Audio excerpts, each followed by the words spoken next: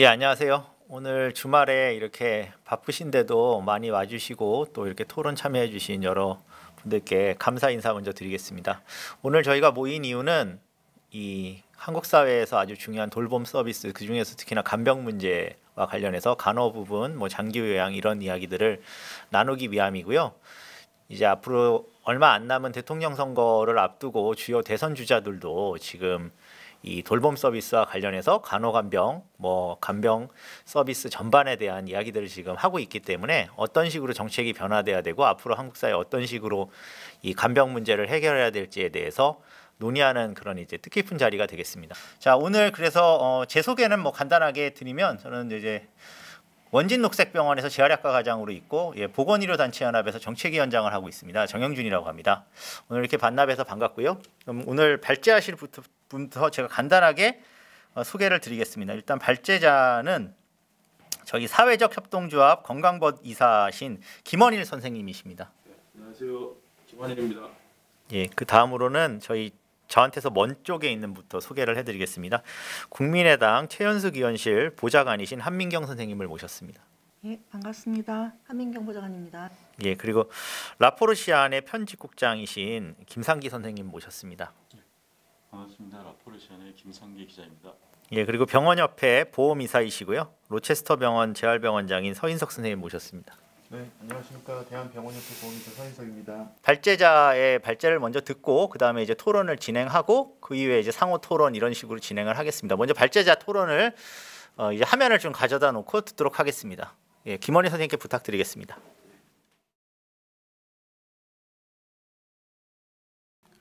예, 간호간병 제도와 방안 관련해서 준비한 발제문을 말씀드리겠습니다.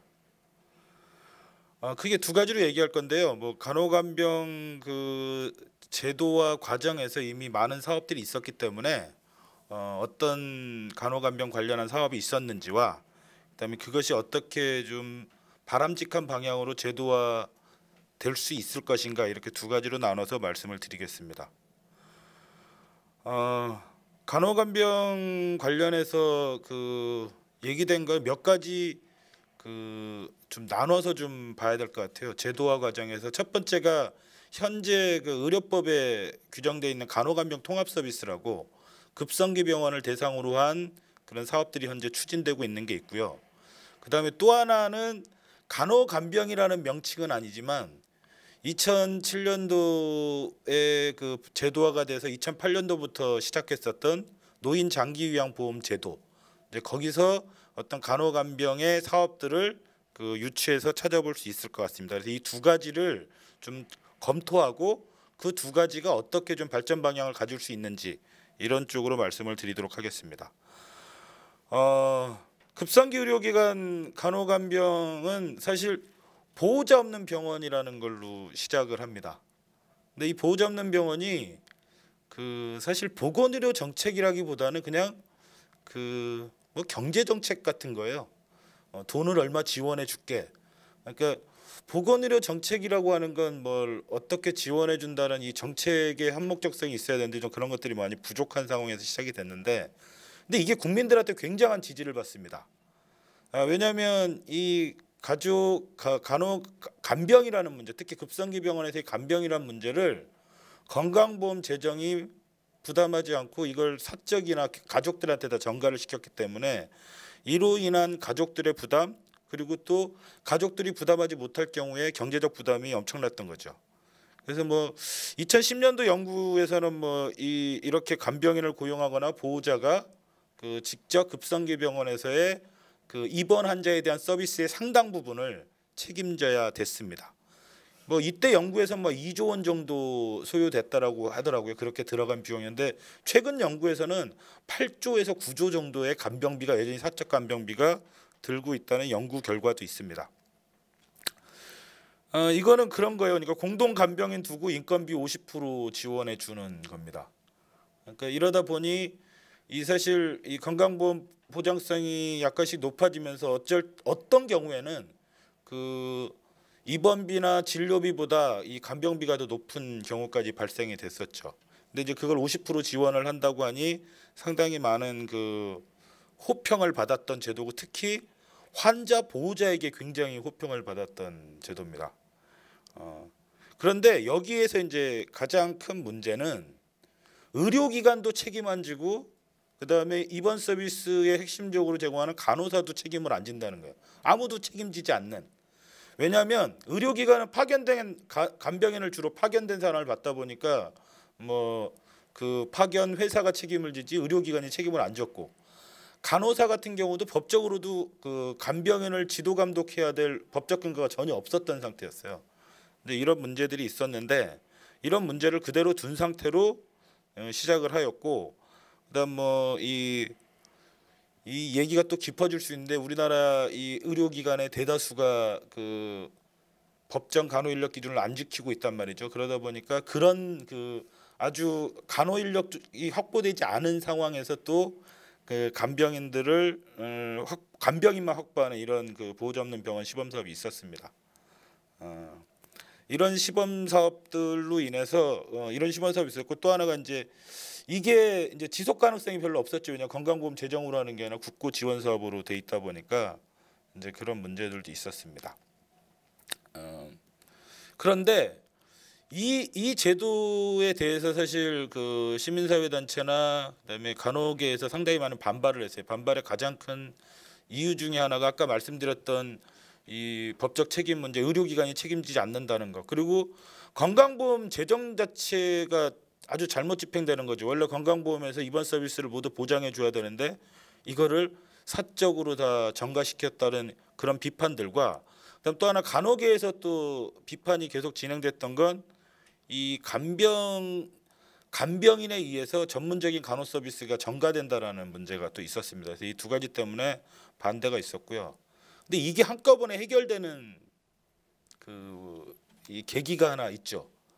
이게 사실 2012년 그 환자 안심병원인데, 사실 지금 그 돌아가신 그 박원순 시장님이 그 했었던 거죠. 그래서 간호사 7대1 기준으로. 근데 이게 무슨 새로운 제도가 아니라 사실 일본이나 다른 나라에서 이미 하고 있었던 제도예요. 근데 우리나라 같은 경우 이제 간호사 확보 문제를 이유로 해서 사실 엄두도 못 냈던 제도인데, 이거를 아주 작지만 180병상 기준으로 해서 간호사 7대1 방식과 병원에 고용된 병동 지원 인력을 통해서 그 보호자 없이도 그 환자가 입원 서비스를 모두 받을 수 있는 이런 체계를 만든 거고, 그다음에 보호자 없는 병원에 좀 그 없다라는 부정적 이미지를 해소하기 위해서 환자 안심병원이라는 걸로 그 전환이 됐습니다. 근데 이러다 보니 사실 아까 말씀드렸던 여러 가지 문제가 해결이 된 거예요. 의료기관이 책임 안 지는 문제, 간호사의 책임 문제, 이 모든 문제가 사실 해결되는 방안으로서 이 사업 방향이 제시가 됐었습니다. 그리고 이거는 그 2013년 그 서울시 최고 정책으로 선정이 됐었었고요.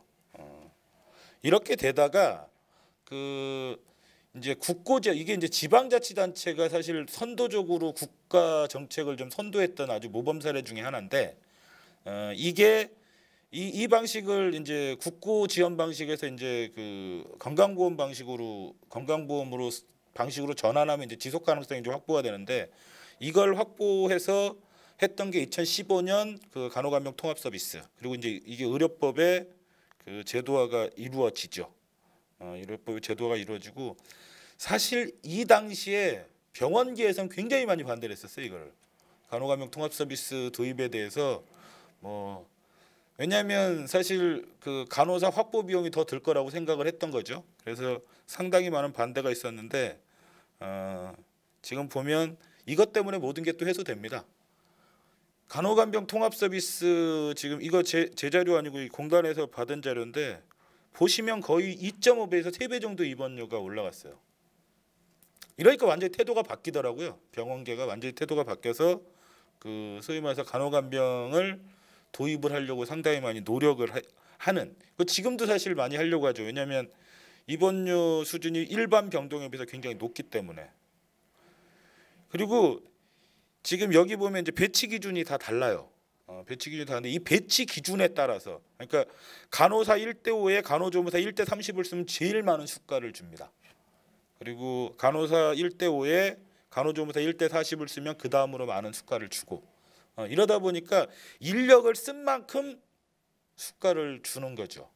그래서 간호관리료 차등제, 일반 병동의 간호관리료 차등제 방식과는 아주 다릅니다. 왜냐하면 일반 병동의 간호관리료 차등제는 일정 수준 이하의 간호사, 만약 7등급인데 이 7등급의 간호사 10명 이하면 7등급이라고 하면 9명도 수가를 뭐 5% 내지 2%만 감산을 하고 한 명만 고용해도 똑같이 감산을 해요. 그러니까 감산 기준이 되게 단촐한데 여기는 간호사나 그다음 간호 보조 인력을 고용하고 활용한 만큼 돈을 주는, 그러니까 어찌 보면 굉장히 공정한 그 방식으로 전환이 되죠. 그리고 여기 보시면 제가 이제 코로나 보면서 많은 교훈을 느끼는데, 간호감염 통합 서비스가 사실은 정부가 아까 그렇게 입원료를 올려줘가면서 이렇게 확대했었던 계기는 메르스였어요. 메르스가 지금 지역사회 감염이 아니라 의료기관 감염 중심으로 되다 보니 그 책임을 사실 WHO 사무총장이 와서 그랬죠. 이거 우리나라 간병 문제, 누구나 다 이번 그 병원에 가서 그 감염을 퍼뜨릴 수 있는 이런 조건에 있다. 특히 간병인이라든가 가족들의 이런 문제들이 제기되면서 이걸 좀 해소하기 위해서 간호감염 통합 서비스가 도입이 됐는데, 2005년도 보시면 2015년 보시면 15년부터 급작스럽게 늘어나는 게 보이시죠? 병상 수가 7,400개에서 18,000개로 확 는단 말이에요. 이게 전부 그때 그 메르스에서의 어떤 교훈 때문에 간호간병이 많이 확대가 됐습니다. 물론 뭐 아직까지도 한 6만여 개 이거밖에 안 되긴 하지만, 근데 여기서 좀 보실 게 있어요. 이게 여러 가지 의미를 두는 건데, 지금 그 간호간병 통합 서비스를 이제 병동 단위로 하고 있는데, 지금 보면 상급종합병원 기관으로 치면 다 참여하죠. 다 참여합니다. 근데 병상 수로는 19.2%밖에 안 됩니다.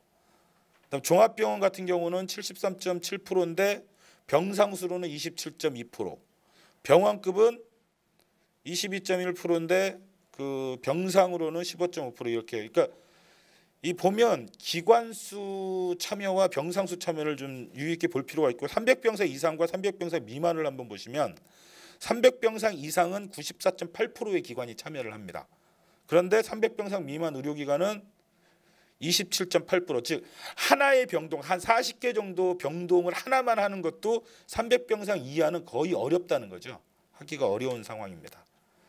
이거는 굉장히 나중에 어떻게 간호간병을 급성기에서 해야 될 건가에 대한 중요한 통계 자료로서 좀 근거가 될 것 같아서 좀 제시를 드렸습니다. 그리고 이제 저는 이제 이게 의료법에 요양병원이 같이 있는데 저는 좀 분리를 해서 봤어요. 요양병원이 있습니다. 그리고 요양병원은 현재 간호간병 통합 서비스의 대상이 아니기 때문에 과거와 같은 사적 간병이 그대로 유지되어 있는 상태입니다. 마찬가지로 무자격자, 파견된 사람, 그다음에 뭐 간호사 지도 감독이라든가 이런 전혀 없이 과거의 제도대로 그대로 움직이고 있고요. 근데 요양병원은 또 그런 것도 있어요. 노인장기요양법 제26조에 사실 요양병원 간병비가 있습니다. 있도록 규정하고 있으나 15년이 지난 지금까지 그 세부 규정이 전혀 마련돼 있지 않죠. 그래서 법적 근거는 있으나 기준이 없기 때문에 요양병원 간병은 철저하게 공적 영역이 아닌 사적 영역에서 이루어지고 있습니다. 그리고 이 요양병원을 보면 지금 2019년에 지금 거의 6조 원대죠. 16.1% 증가되고 있는 상태. 비해서 이 특히 건강보험이건 급여비인데 요양병원 증가율이 가장 높습니다.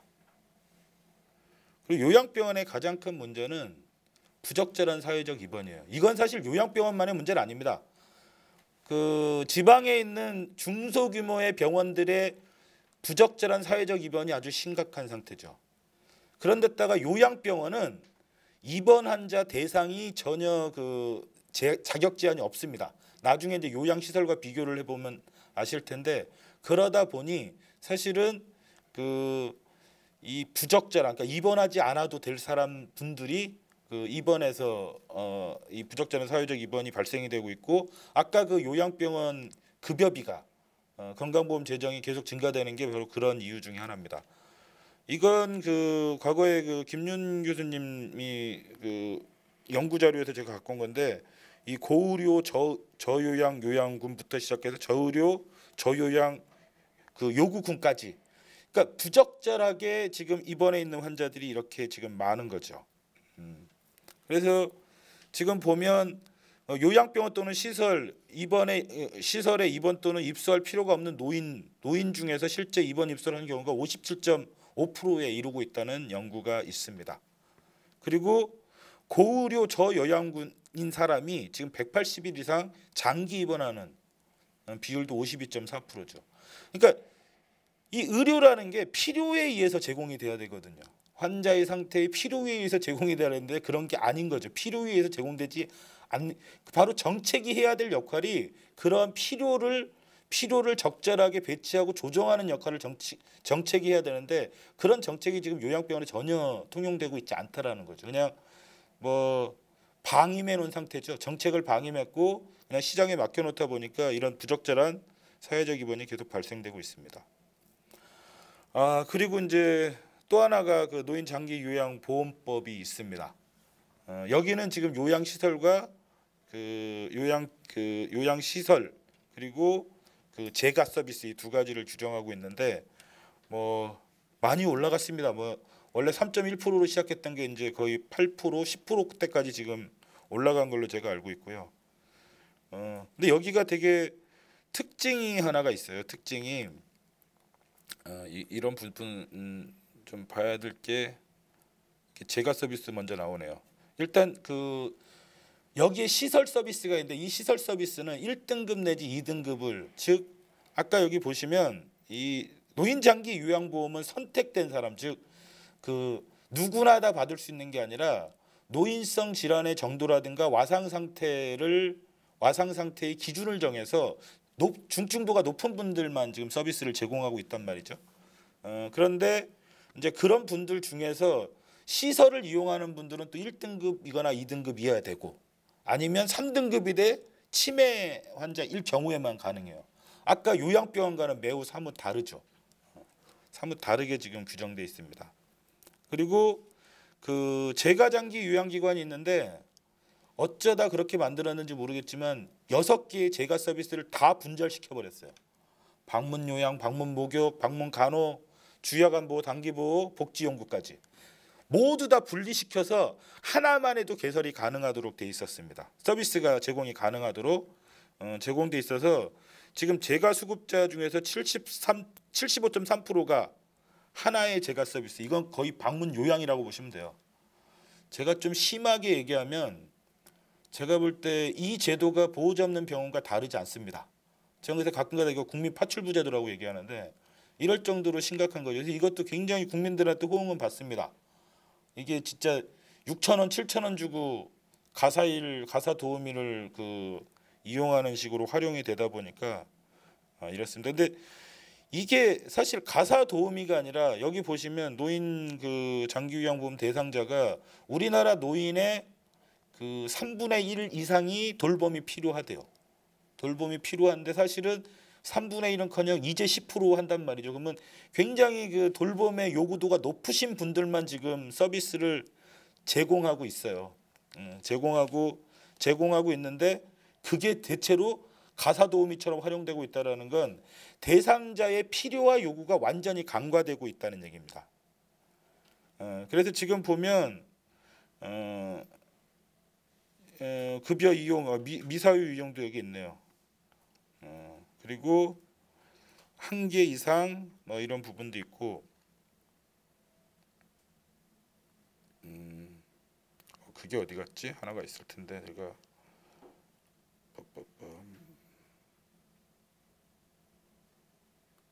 이거 좀 이따 그러니까 지금 장기 요양 재가 서비스 이용 실태를 보면 그 이용을 결정하는 게 대상자들의 필요에 의해서 이 사람이 어떤 중증도 노인성 질환이 있고 그다음에 어떤 돌봄이 필요하고 이게 아니라 사실은 가족들에 의해서 서비스가 결정이 되거든요. 그러다 보니까 이제 방문 요양 중심으로 계속 이루어지고 있는 겁니다. 그리고 이제 또 하나가 우리나라 지금 뭐 이번에 코로나 터지면서 이제 그 공공의료기관의 비율이 5% 남짓밖에 안 된다 뭐 이런 얘기가 있습니다. 근데 여기는 더 심각해요. 여기는 완전히 민간으로 시작이 됩니다. 지금 여기 보시면 장기 요양기관 이게 시설입니다. 시설이 국공립인 경우가 2%밖에 안 되고요. 재가 같은 경우는 0.6%밖에 안 된다고 합니다. 이게 뭐 지금 뭐 비영리 민간기관 이거 사실 우리나라 의료법인이 다 비영리이기 때문에 그걸로 치면 그런 개념으로 치면 지금 이 민간 위주의 공급 방식으로 완전히 공공성이 상실이 됐고요. 제가 이 경험은 한 번 있는 게 제가 그 간호계에서 정책을 좀 담당했던 시절에 사실 이 제도를 도입하면서 제일 많이 주장했던 게 의료 치약지라든가 농어촌 쪽에서는 보건지소와 보건진료소에서 방문간호 서비스라든가 이 제가 서비스를 수행해야 한다고 했는데 당시에 정부에서 이걸 반대해요. 그러니까 정부 차원에서 반대합니다. 요즘 뭐 이 화천대유 사건과 비슷한데 왜 국가가 개입하냐? 민간에서 알아서 할 일을 이러면 사실은 일체 못하게 했죠. 그러다 보니까 사실은 이 의료 취약 지역에서의 방문 간호 서비스는 그 실종이 된 상태고 지금까지 그렇게 유지가 돼 있는 상태입니다. 그리고 또 하나가 이게 사실 나쁜 의미는 아니었는데 노인 공동생활 가정이 있어요. 이제 구인이와 노인 공동생활 가정이라는 시설을 만들면서 그 외국 같은 경우는 이게 사실은 굉장히 좀 그 가족 같은 공동체의 삶들 뭐 이런 걸 지향하려고 했었던 건데 이 서비스질 저하 초래의 아주 가장 큰 이유가 되기도 하고 있습니다. 그래서 지금 이 노인 장기 요양 보험 같은 경우는 사실 이제 문제점을 좀 보면 아까 등급 판정을 한다 그랬잖아요. 근데 등급 판정하는 것까지는 좋은데 등급 판정의 전문성이 매우 떨어집니다. 사실 의사 소견서와 등급 판정하는 사람들을 통해서 사실 제대로 등급 판정이 이루어져서 뭐가 나와야 되냐면 대상자한테 필요한 서비스가 뭔지가 좀 정확하게 진단이 돼야 돼요. 그게 의학적 진단이든 간호 진단이 됐든 그걸 통해서 이분한테 어떤 서비스를 제공해야 되는가가 나와야 되는 그런 개념들이 없습니다. 그리고 이게 이제 소비자 선택에 맡겨졌어요. 서비스 선택이 완전히 그 소비자 선택에 맡기다 보니까 아까 같은 사태가 벌어지는 거죠. 주로 이 방문 요양을 이용하고 방문 간호라든가 이런 것들은 좀 이용하지 않는. 왜냐하면 이제 그건 건강보험 제정에서도 가능하다 보니까 안 하고 있는 거죠. 이런 문제가 있고 또 그다음 너무 이게 또 과도한 규제가 있습니다. 그래서 저는 이게 좀 이해가 안 되는데 이건 저만 얘기한 게 아니라 제2차 장기요양 사업계획서에도 나왔어요. 왜 간호 서비스를 의사들이 지시를 해야 된다고 생각하는지 이해를 못 하겠는데 이 간호 서비스마저도 의사 지시 없이는 안 되게 돼 있는 거죠. 의료법에 그렇게 안 돼 있거든요 현재. 근데 간호 서비스마저도 의사의 지시를 받도록 대표적으로 지금 의료법의 가정간호를 보면 주사, 투약, 검체의 채취, 치료적 의료행위인 간호에 대해서만 의사의 진단과 처방에 따르도록 돼 있습니다. 근데 지금 노인 장기요양보험에서는 그냥 무조건 의사 지시 없이는 아무것도 못하게 막아놓은 상태예요. 이거 굉장히 좀 불합리한 부분도 장기요양 제도 하나 있고요. 그리고 우리나라 좀 보면 이렇습니다. 저는 이렇게 따로국밥으로 만들기도 힘들어요. 가정간호 그다음에 그 보건소 방문 건강관리 그다음에 의료법의 가정간호가 다 틀립니다. 재정 틀리고요, 법 틀리고 그다음에 본인 부담금 다 틀리고 그다음에 서비스 제공자도 다 틀립니다. 그리고 지금 저 방문 건강관리는 의사 아무런 지시 없이 하게 돼 있고요. 그다음에 가정간호는 의사의 진단과 처방인데 아까 정해진 것만 하게 돼 있고 방문간호는 또 완전히 또 의사 지시 없이 아무것도 못하는. 그러니까 이렇게 제도가 잘못 설계되어 있는 혼재들이 있어서 이 재가 서비스하는데 굉장히 혼돈이 벌어지고 있습니다. 일단 이런 한계들 속에서 이제 두 번째로 이제 간호간병 제도화 방안을 좀 말씀드리려고 하는데 일단 간호간병 제도화 방안에서 일단 급성기 병원에 지금 간호간병을 어떻게 할 것인가에 대한 문제가 지금 논의되고 있고, 근데 굉장히 긍정적인 흐름들이 몇 가지 있습니다. 이번에 그 보건의료노조 그 의정협의에서도 이 부분이 나와서 300병상 이상 의료기관에 이제 모두 간호간병을 도입하기로 이제 합의한 사항도 있고 해서 물론 합의가 이루어져야 되는 게 있죠. 있긴 하지만 이제 그런 문제가 있고 근데 지금까지 이제 우리나라의 이 간호간병 확대 문제를 보면 참 재밌는 게 뭐냐면 환자 쏠림이나 의료기관은 그냥 시장에 맡겨놨어요. 어떻게 늘든 간에 전혀 정부가 정책적 개입이나 조정 역할을 안 했습니다. 근데 갑자기 그렇게 해도 환자들은 수도권에 중증도가 높은 환자들은 다 수도권에 있는데 문제는 이 환자들에 대한 서비스를 할 때는 갑자기 정부가 개입을 해요. 정부가 개입을 해서 어디는 하고 어디는 못하게 합니다. 어디는 어느 몇 병동만 하고 지금 뭐 상급종합병원은 몇 병동만 해라. 그럼 상급종합병원에 환자가 간호간병이 절실하게 필요한 환자들이 있음에도 불구하고 그 사람 못 받는 거죠. 그러다 보니까 이 이유가 뭐냐? 지역에 뭐 간호사 쏠림 현상이 일어난대요. 근데 간호사 쏠림 현상은요. 환자 쏠림부터 시작해서 수도권에 집중된 의료기관의 배치부터 잡아야 되는 거지. 이거 잡는다고 되는 게 아니거든요. 근데 참 보면 이율 배반적인 정책을 펼치면서 간호간병의 확대를 사실 막아왔죠. 그 이유는 딱 하나입니다. 간호사 수급이 잘 안 되고 있고 수도권 쏠림 간호사들의 쏠림 현상이 일어날 것이다. 그렇기 때문에 안 된다라는 주장이에요. 그것도 병원계가 또 그걸 또 동의라고 했는데 좀 이해하기 어려운 상황입니다. 환자가 있는 곳에 간호간병이 있는 거지. 이 병원의 필요와 수요에 의해서 되는 건 아니죠. 그리고 이제 두 번째가 간호간병 제공이 이 병동 단위에서 의료기관 단위로 전환이 돼야 됩니다. 오늘 뭐 오신 최현수 의원님 부장님도 오셨는데 거기 아마 얘기를 하셨을 거예요. 저번에 국감 때도 얘기를 했는데 이거 심각해요. 이 간호간병을 한 병동만 하면 일반 병동에 있는 간호사 다 끌어다 써버리거든요. 이러다 보니까 일반 병동의 간호 서비스 질 저하 이루어지고요. 그다음 또 하나가 일반 병동에 있는 간호사 즉 간호간병의 우선순위가 없어요. 그냥 인력 기준에 맞춰서 경증 환자도 간호간병 왜냐하면 그 배치 기준에 맞게끔 그러니까 그 간호 인력의 배치 기준에 맞게끔 환자를 배치하는 거죠. 굉장히 좋은 제도로 설계가 되었는데 이게 그러다 병동 단위로 하다 보니까 이런 문제가 생기거든요. 기관 단위로 하는 것이 아니라 이러다 보니까 문제가 되는 겁니다. 그래서 이제 제가 생각하는 그 간호간병 제도화 방안은 특히 이제 급성기 병원에서는 지금 2020년 12월 달에 발표된 내용을 보면 이제 지역 책임의료 공공 책임의료기관 96개 선정한다는 얘기가 있습니다. 전 거기부터 해야 된다고 봐요. 거기를 기관 단위로 다 확장해야 된다. 지금 여기가 필수 의료 한다는 데거든요. 필수 의료를 제공한다고 하면 굉장히 중증도 있거나 이 의료의 난이도가 높단 말이에요. 그리고 여기에 있는 입원한 환자들은 중증도가 높고 이 회복기 환자가 아니기 때문에 이 간호사에겐 전문적인 관리와 체계가 필요한 거죠. 심지어 그런 얘기를 하거든요. 그러니까 급성기 병원에서 그런 얘기를 해요. 이 대변은 누가 치우냐, 배설물 누가 치우 이런 얘기 갖고 지금 논의를 하는데 사실은 배설물조차도 간호사가 확인해야 되는 게 바로 급성기 병원의 간호 서비스 체계이어야 된다라는 걸 봤을 때 간호사들이 그런 정도의 업무를 한다라는 그래서 여기 인력 기준을 많이 주는 거거든요. 그래서 지금 급성기 병원의 간호간병 통합 서비스도 반드시 환자의 중증도와 간호 요구도 의학적 필요도 이것에 의해서 결정돼야 되는 거죠. 그래서 저는 이제 96개 책임 의료기관 300병상 이상 의료기관들 중심에서 그다음에 상급종합병원 한 80% 내지 85% 정도의 병동을 다 간호간병으로 해야 된다는 겁니다. 왜냐하면 소아과나 이런 데 못합니다.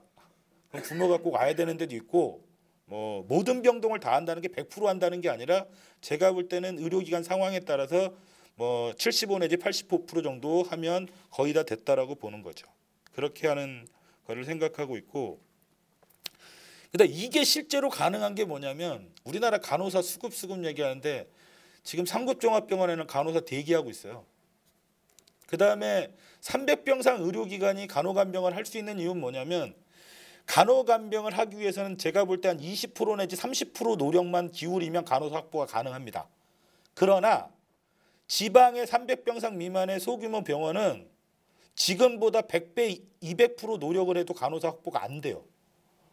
그렇기 때문에 사실 그 병원한테 간호간병 통합 서비스를 요구하는 건 제가 볼 때 사실상 불가능합니다. 그리고 제가 볼 때 그 병원이 급성기 병원인 것도 용납이 안 되거든요. 어찌 보면 사실은 필수 의료가 끝난 그 환자들의 회복기 병상 정도의 역할을 하는 게 맞지 않을까라는 생각이 듭니다. 그래서 거기보다는 300병상 이상을 의무화하는 방식으로 빨리 확대되는 게 바람직하다라는 입장이고요.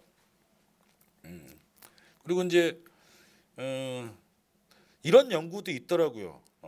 이 욕창 발생이라든가 낙상 발생이 일반 병동에 비해서 굉장히 낮아진다라는 그런 얘기도 있습니다. 그다음 이제 두 번째가 이게 좀 다른 건데 그 노인 장기 요양보험을 개혁하고 포괄하는 커뮤니티 케어를 만들어야 된다는 게 제 생각인데 이게 건강보험 요양병원 급여비하고 장기 요양을 전 통합해야 된다고 봐요. 그러니까 커뮤니티 케어가 뭐 지역사회 통합들 보면 전 실체가 없다고 봅니다. 왜냐하면 거긴 재정이 없어요. 뭐 시범사업 몇 푼 있는 거 빼놓고는 재정이 없기 때문에 저 실체를 좀 확인해야 되는 거고 그래서 노인장기 요양보험 제도를 그 지역사회 통합 돌봄법으로 그 통합해서 만들어야 된다고 봅니다. 그래서 지금 뭐 지역사회 통합 돌봄법 따로 노인장기 요양보험법 따로가 아니라 노인장기 요양보험을 포함해서 포괄해서 안에 집어넣어서 만들어야 된다고 보고 대상자도 이제 원래부터 그랬어요. 처음 만들어질 때부터 이거 노인만이 한정해서 안 된다는 논쟁이 있었는데 장애인 뭐 정신질환 다 포함해서 돌봄이 필요한 모든 사람을 포괄을 해야 되는 거고 그다음에 노인 장기 요양 보험 제도가 가장 문제인 게 바로 플랫폼을 잘못 설정했다는 거예요. 이게 민간 중심의 플랫폼이거든요. 근데 지금 지역사회 통합 돌봄에 가장 중요하게 우리가 주목해야 될 건 지방 정부 중심의 플랫폼을 만들려고 합니다. 이거 이제 여기서 이제 공공성을 담보할 수 있다라고 보는데 이 플랫폼의 방식들로 전환을 하면서 이제 아까 얘기했던 그 실종된 공공성을 좀 회복하는 방향을 가져야 되고 그 다음에 소비자 선택주의에 빠져 있는 거죠. 근데 소비자 선택이라 해서 굉장히 좋은 것 같지만 이건 라면이 아니란 말이에요. 의료는 보건 의료는 라면이 아니기 때문에 필요한 서비스를 적정하게 해줘야 되고 그다음에 이거는 국가 재정이 들어가는 사업이란 말이에요. 이 공짜가 아니거든요. 그리고 자기 개인 돈으로 하는 게 아니기 때문에 적절한 조절을 하지 않으면 한정된 재원에서 욕구를 충족할 수가 없습니다. 그렇기 때문에 이 케어 매니저 제도를 도입해서 의료와 돌봄의 요구도를 파악해서 그에 맞는 서비스를 제공하는 방식. 근데 이게 지금 제가 뭐 갑자기 만들어낸 얘기가 아니라 이미 제2차 장기요양 사업 계획에 상당 부분 들어가 있는 내용입니다. 뭐 다는 아니지만 그래서 저는 요양병원과 요양시설을 통합하는 간호간병을 만들어야 된다. 그래서 요양병원도 어떤 사람이 들어갈 사람들을 선정이 돼야 되는 거죠. 아까 제가 장기 요양 기간의 요양시설처럼 들어갈 사람들의 등급을 정해서 들어가지 않으면 아까 얘기했었던 대로 지금 상태로 요양병원의 간호간병 서비스를 확대하거나 뭐 간병비를 지급하거나 이런 방식으로 하면 저는 어마어마한 사회적 입원이 증가할 거라고 생각을 하기 때문에 이런 방식의 제도 개선을 전제로 해서 요양병원과 요양시설의 간호간병 통합 서비스를 추구해야 된다 이렇게 생각을 하고 있습니다. 그리고 이제 통합재가 기관이에요. 통합재가에서 가장 중요한 건 그겁니다. 아까 얘기했던 분절화된 서비스를 통합한 겁니다. 특히 뭘 통합을 했냐면 핵심적으로 4가지를 통합하자고 얘기를 해요. 주야간보호, 방문간호, 방문목욕, 방문요양 이 4가지를 통합하는 서비스를 통합재가 기관으로 만들자는 거고 여기에 정말 굉장히 그 주목할 만한 게 되게 많습니다. 그러니까 아까 얘기했던 소비자 선택이 아니라 회원제로 운영을 해서 그에 맞는 서비스를 그 분한테 맞는 서비스를 제공을 하는 방식들을 도입을 하려고 하고 있습니다. 그래서 그리고 또 하나가 아까 제가 그 얘기까지 못 드렸는데 노인장기 요양보험이 가장 큰 문제가 규모의 경제를 갖추지 못한 기관들의 난립이에요. 똑같아요. 아까 우리나라도 지금 소위 말해서 100병상 미만의 의료기관들이 지금 가장 큰 문제거든요. 수많은 검사를 해대고 건강보험이 지금 계속 나가고 있죠. 근데 이런 것처럼 사실 규모를 갖고 있지 못하다 보니 제대로 된 서비스와 체계적이도 못하고 서비스 질도 담보를 못합니다. 근데 이제 통합제가 기간이 됨으로 인해서 이제 규모의 경제를 갖춘 그런 그 기관들을 만들 수 있고 내실 있는 제과 서비스가 제공이 가능할 것이다라고 판단해서 지금 통합제가 기간을 하려고 하는 거고, 통합제가 기간도 지금 이제 그 제2차 장기유형 사업계획서에 의하면 국가에서, 그러니까 지방 정부에서 공공 위탁 방식으로, 그러니까 공공에서 직접 운영하거나 아니면 그 책임 있는 기관에 위탁을 주는 방식으로 해서 운영을 하는 걸로 합니다. 그래서 이 소위 말해서 이 통합제가가 되면 굉장히 좋은 건 거동이 가능하신 분들은 주여간 보호를 통해서 노인 유치원과 같이 계속 좀 노인들이 그 주간에는 활동할 수 있게 하고, 그다음에 거동이 불편하실 경우에는 이제 제가 서비스를 가서 하는 이런 방식들로 간호간병 제도화가 이루어져야 된다라고 생각을 합니다. 근데 여기서 이제 가장 큰 문제가 이제 간호 인력 확보 문제인데, 사실 기본적으로 간호사는 늘어야 되고 간호 보조 인력은 줄어도 됩니다. 이게 통계입니다. 이건 뭐 내일 모레 뭐 토론회 때도 그 얘기가 나오던데, 지금 간호사는 확대를 해야 되는데 자꾸 늘리지 말라고 얘기를 하고 있고, 우리나라는 되게 웃겨요. 부족한 간호사 의사는 늘려야 되는데 안 된다고 하고 간호 보조 인력은 계속 늘고 있죠. 근데 간호 보조 인력을 적정하게 만들 수 있는 또 그 제도 장치는 또 없는 상태고요.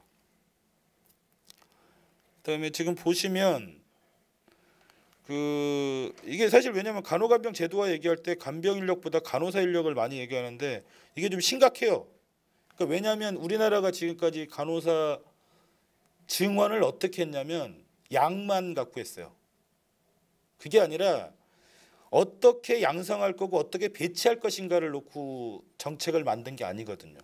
지금 수도권의 간호사 정원은 18.9%밖에 안 됩니다. 그런데 수도권 이외 지역에서 81.1%가 양성이 되고 있어요.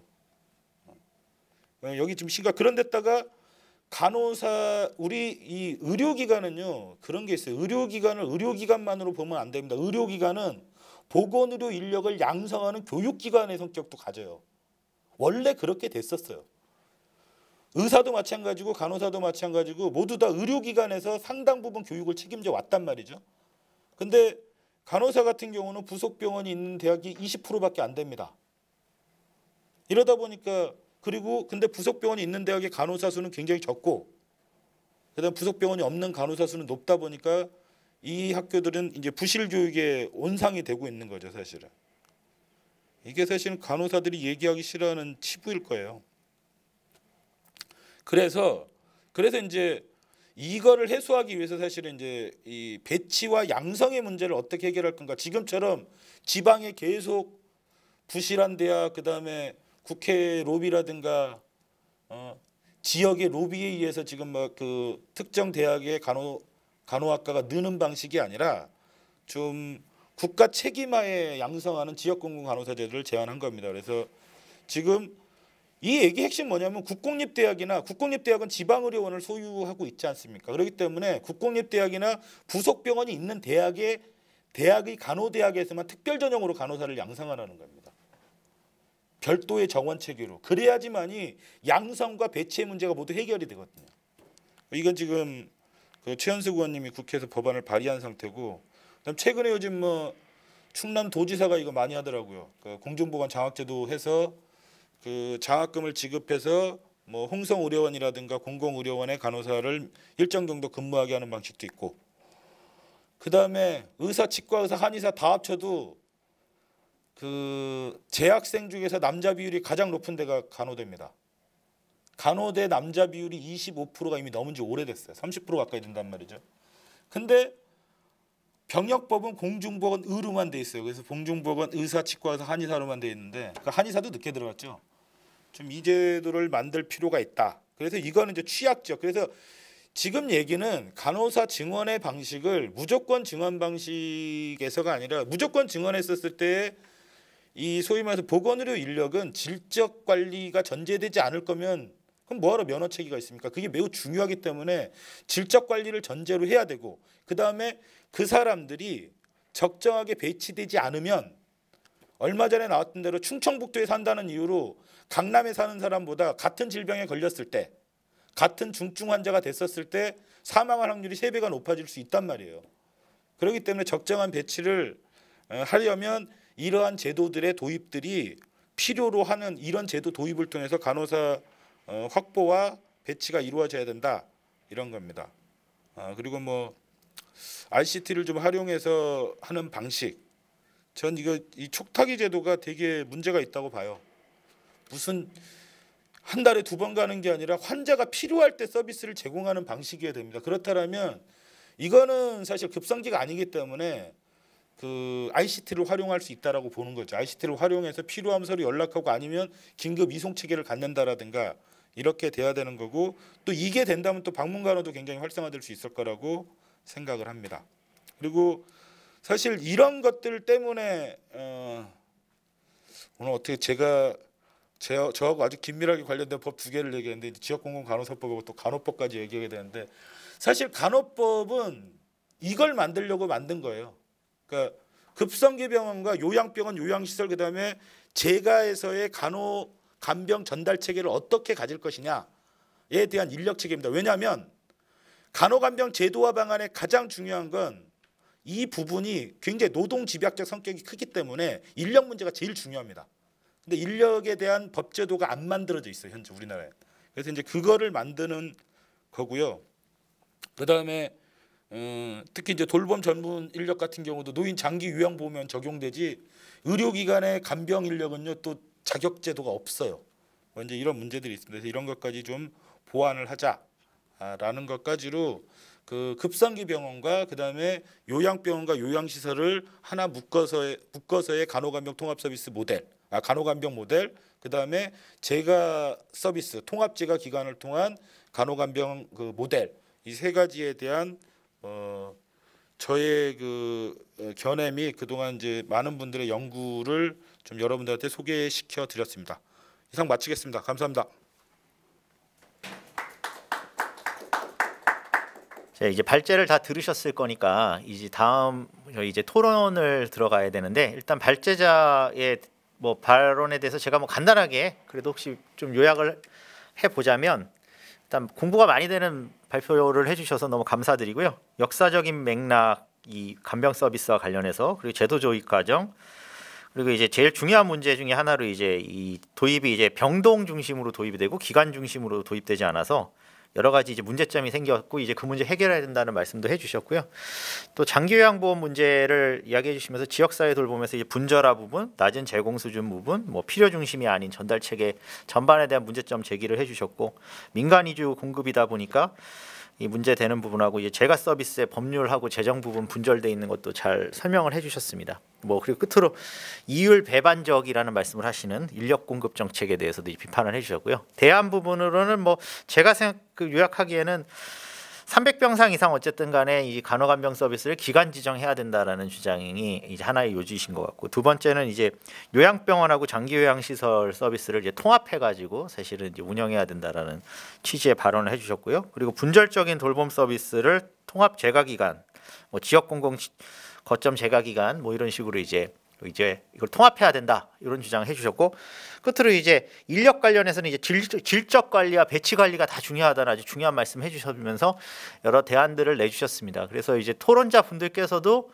이런 발제자의 주장에 대해서 뭐 여러 가지 말씀해 주실 게 있을 것 같고요. 또 추가로 발제자가 발제하지 않았더라도 또 각자 본인의 그 필드에서 뭐 전문가시기 때문에 여러 가지 말씀을 해주실 것 같습니다. 근데 저희가 이제 시간 관계가 있기 때문에 일단 7분에서 한 8분 정도 토론자 저한테 먼 쪽에 아까 소개해드린 그 한민경 선생님부터 일단 토론자의 발언을 듣고 그 다음에 이제 상호 토론을 하고 이렇게 진행하도록 하겠습니다. 한민경 선생님 말씀해 주시면 되겠습니다. 안녕하세요. 저는 이제 최현숙 원실에서 일을 하면서 이제 간호와 관련된 일들을 많이 좀 담당을 하고 있었었는데, 이번 국감에서도 지금 초점을 맞췄던 건 간호간병 통합 서비스하고 그다음에 요양시설에서의 간호 의료 서비스를 어떻게 담당할 것인가의 부분이었습니다. 그래서 아마 발제자분의 내용들이랑 좀 겹치면서도 되게 유사한 내용들을 많이 했는데 저희도 첫 번째로는 그 간호간병 통합 서비스가 병동 단위로 진행이 되다 보니 왜곡된 현상이 나타나는 것들을 좀 발견을 할 수 있었는데 제가 한 간호간병 통합 서비스에서는 지금 매일매일 환자들을 평가를 합니다. 그래서 간호 활동이라는 것, 그래서 어떤 약제를 쓰는지 이 사람이 얼마나 중증도를 갖고 있는지를 좀 평가를 하고 세수하기, 밥 먹기, 배설하기와 같은 일상생활에 대해서 수행 능력을 평가하는 어떻게 보면은 이제 돌봄 영역에 대한 평가들을 하고 있는데 이걸 제가 한 3년 동안 계속 자료 요구를 해서 받아봅니다. 간호간병 통합 서비스를 하는 곳을 보는데 매년 상급 종합병원부터 병원까지 모두 중증도가 감소하고 있고요. 그다음에 일상생활 수행 능력도 점점 감소를 하고 있습니다. 이거는 상급 종합병원, 종합병원, 병원 다 모두 다 동일한 현상이고요. 이 얘기가 아까 말씀드렸던 것처럼 그 병원에 제한을 두지 않습니다. 간호간병 통합 서비스에 들어갈 사람을 병원이 셀렉을 하게 합니다. 좀 더 문제를 일으키지 않을 사람, 그리고 자주 보호자와 연결해야 될 사람들은 오히려 불편하니까 일반 병원에 남겨두고 보호자 연락이 별로 필요 없는 사람들, 이런 사람들을 간호간병 통합 서비스에 넣게 되면서 오히려 손이 덜 가게 되고요. 그쪽은 간호 인력이 더 많기 때문에 일반 병동보다 훨씬 더 좀 일이 좀 수월해지는 상황들이 있어서 지금 현장에서는 간호부장 선생님들께서, 간호부장분들께서 오히려 일반 병동에서 일이 힘들다. 그러면 예전에는 간호간병 통합 서비스 너무 힘들어서 일을 안 하고 기피하는 부서였었는데 오히려 보내주고 돌리는 그런 현상들이 되고요. 여기서 또 지금 이제 이거는 이제 종별로 봤는데 제가 하나하나 병원별로도 다 비교를 해봤었어요. 그런데 신기하게도 상급 종합병원에 1대7, 1대6인 병동들이 있고요. 이제 종합병원인데도 1대10 이렇게 운영을 하는 병원들이 있어요. 간호사 숫자, 이제 환자들 간호사 숫자인데 오히려 1대7인 곳에 간호 활동 점수나 중증도 점수가 더 낮고 1대10인 곳의 간호사들, 이제 환자들의 중증도가 더 높은 곳들도 있습니다. 이것은 그 병원이 환자들을 이제 마음대로 편안하게 하다 보니까 이 병원에서는 그러니까 중증도가 높은 사람인데도 불구하고 간호사가 부족하니까 병원 전체적으로 간호간병도 요만큼만 써, 1대10으로 써 이렇게 되는데 상급 종합병원인 경우에는 병원 전체 간호사가 되게 많다 보니 1대7로 쓰고 환자 중증도도 낮아지게 되는 이런 왜곡된 현상이 나타나요. 근데 저는 이것이 공단이 병상을 확보하게 하기 위한 노력만 했지 이쪽에서 제대로 간호 서비스가 이루어지고 있는지는 감독하지 않았기 때문에 발생하는 현상이라고 봅니다. 그러니까 매일매일 간호사들은 한 0시 기준으로 환자 상태를 평가하고 전부 다 공단으로 올려보냈는데 이 병동의 환자 중증도가 굉장히 낮은데도 불구하고 되게 높은 간호 배치를 한다거나 중증도가 되게 높은데도 불구하고 낮은 간호 배치를 하는데도 불구하고 그냥 병원이 요청한 대로 우리가 신청한 대로 그냥 그 배치를 그냥 인정해주고 그걸 맞춰서 수가를 주다 보니 병원에서 원하는 대로 마음대로 한다라고 하는 거 되고요. 제가 이 숫자 간호 중증도 판별하는 숫자를 어디서 가져왔는지 확인해 본 결과 영국 입원 환자 툴이에요. 그래서 급성기 병원에서 환자 쓸 때만 하는 거고 여기는 상과병동이나 정신병동은 다 제외하게 되어 있습니다. 급성기 환자만 쓰는데도 불구하고 우리나라는 이거를 100병상 미만의 병원까지도 모두 다 이 툴을 쓰고 있죠. 그래서 평가를 하고 있다 보니 전혀 맞지 않는 툴을 가지고 환자 평가를 하고 있어요. 그래서 실제로 100병상 미만의 병원들이나 병원급에서는 제가 볼 때는 이거는 요양병원이 아닌 요양시설에 계셔도 될 만한 분들, 그러니까 일상생활 수행 능력만 조금 필요로 하신 분들이 병원급에서 간호간병 통합 서비스를 받고 계시는데 그런 것들이 좀 재정적으로 문제가 되지 않나라는 부분을 좀 밝히고 싶었었거든요. 그래서 이런 것들을 좀 제안을 하고 원님께서도 이제 좀 국감 때 질의를 하면서 간호 등급이 오히려 이제 간호간병 통합 서비스를 하면서 일반 병동의 간호 등급이 떨어진 곳이 있다. 그래서 왜곡된 현상으로 가고 있다. 중증도가 계속 떨어지고 있다. 간호간병 통합 서비스 병동에. 그래서 이런 것들이 좀 개선돼야 될 것 같고, 그다음에 그래서 이거 이제 병동 단위가 아니라 이제 발제자님이 말씀하신 것처럼 기관 단위로 전체적으로 확대돼야지 이런 왜곡 현상이 반대될 것이다라는 거고요. 제가 한번 요번에 이제 자료를 하면서 해보고 싶었는데 못했던 것이 있어요. 일반 병동에도 이 간호 활동 중증도 이제 간호간병 통합 서비스가 하는 그것대로 체크를 해서 두 군간에 진짜 중증도가 같은지 아닌지 이런 것들 좀 판별을 하고 싶었었는데 일반 병동에 그것들을 할 수 있는 방법이 없다.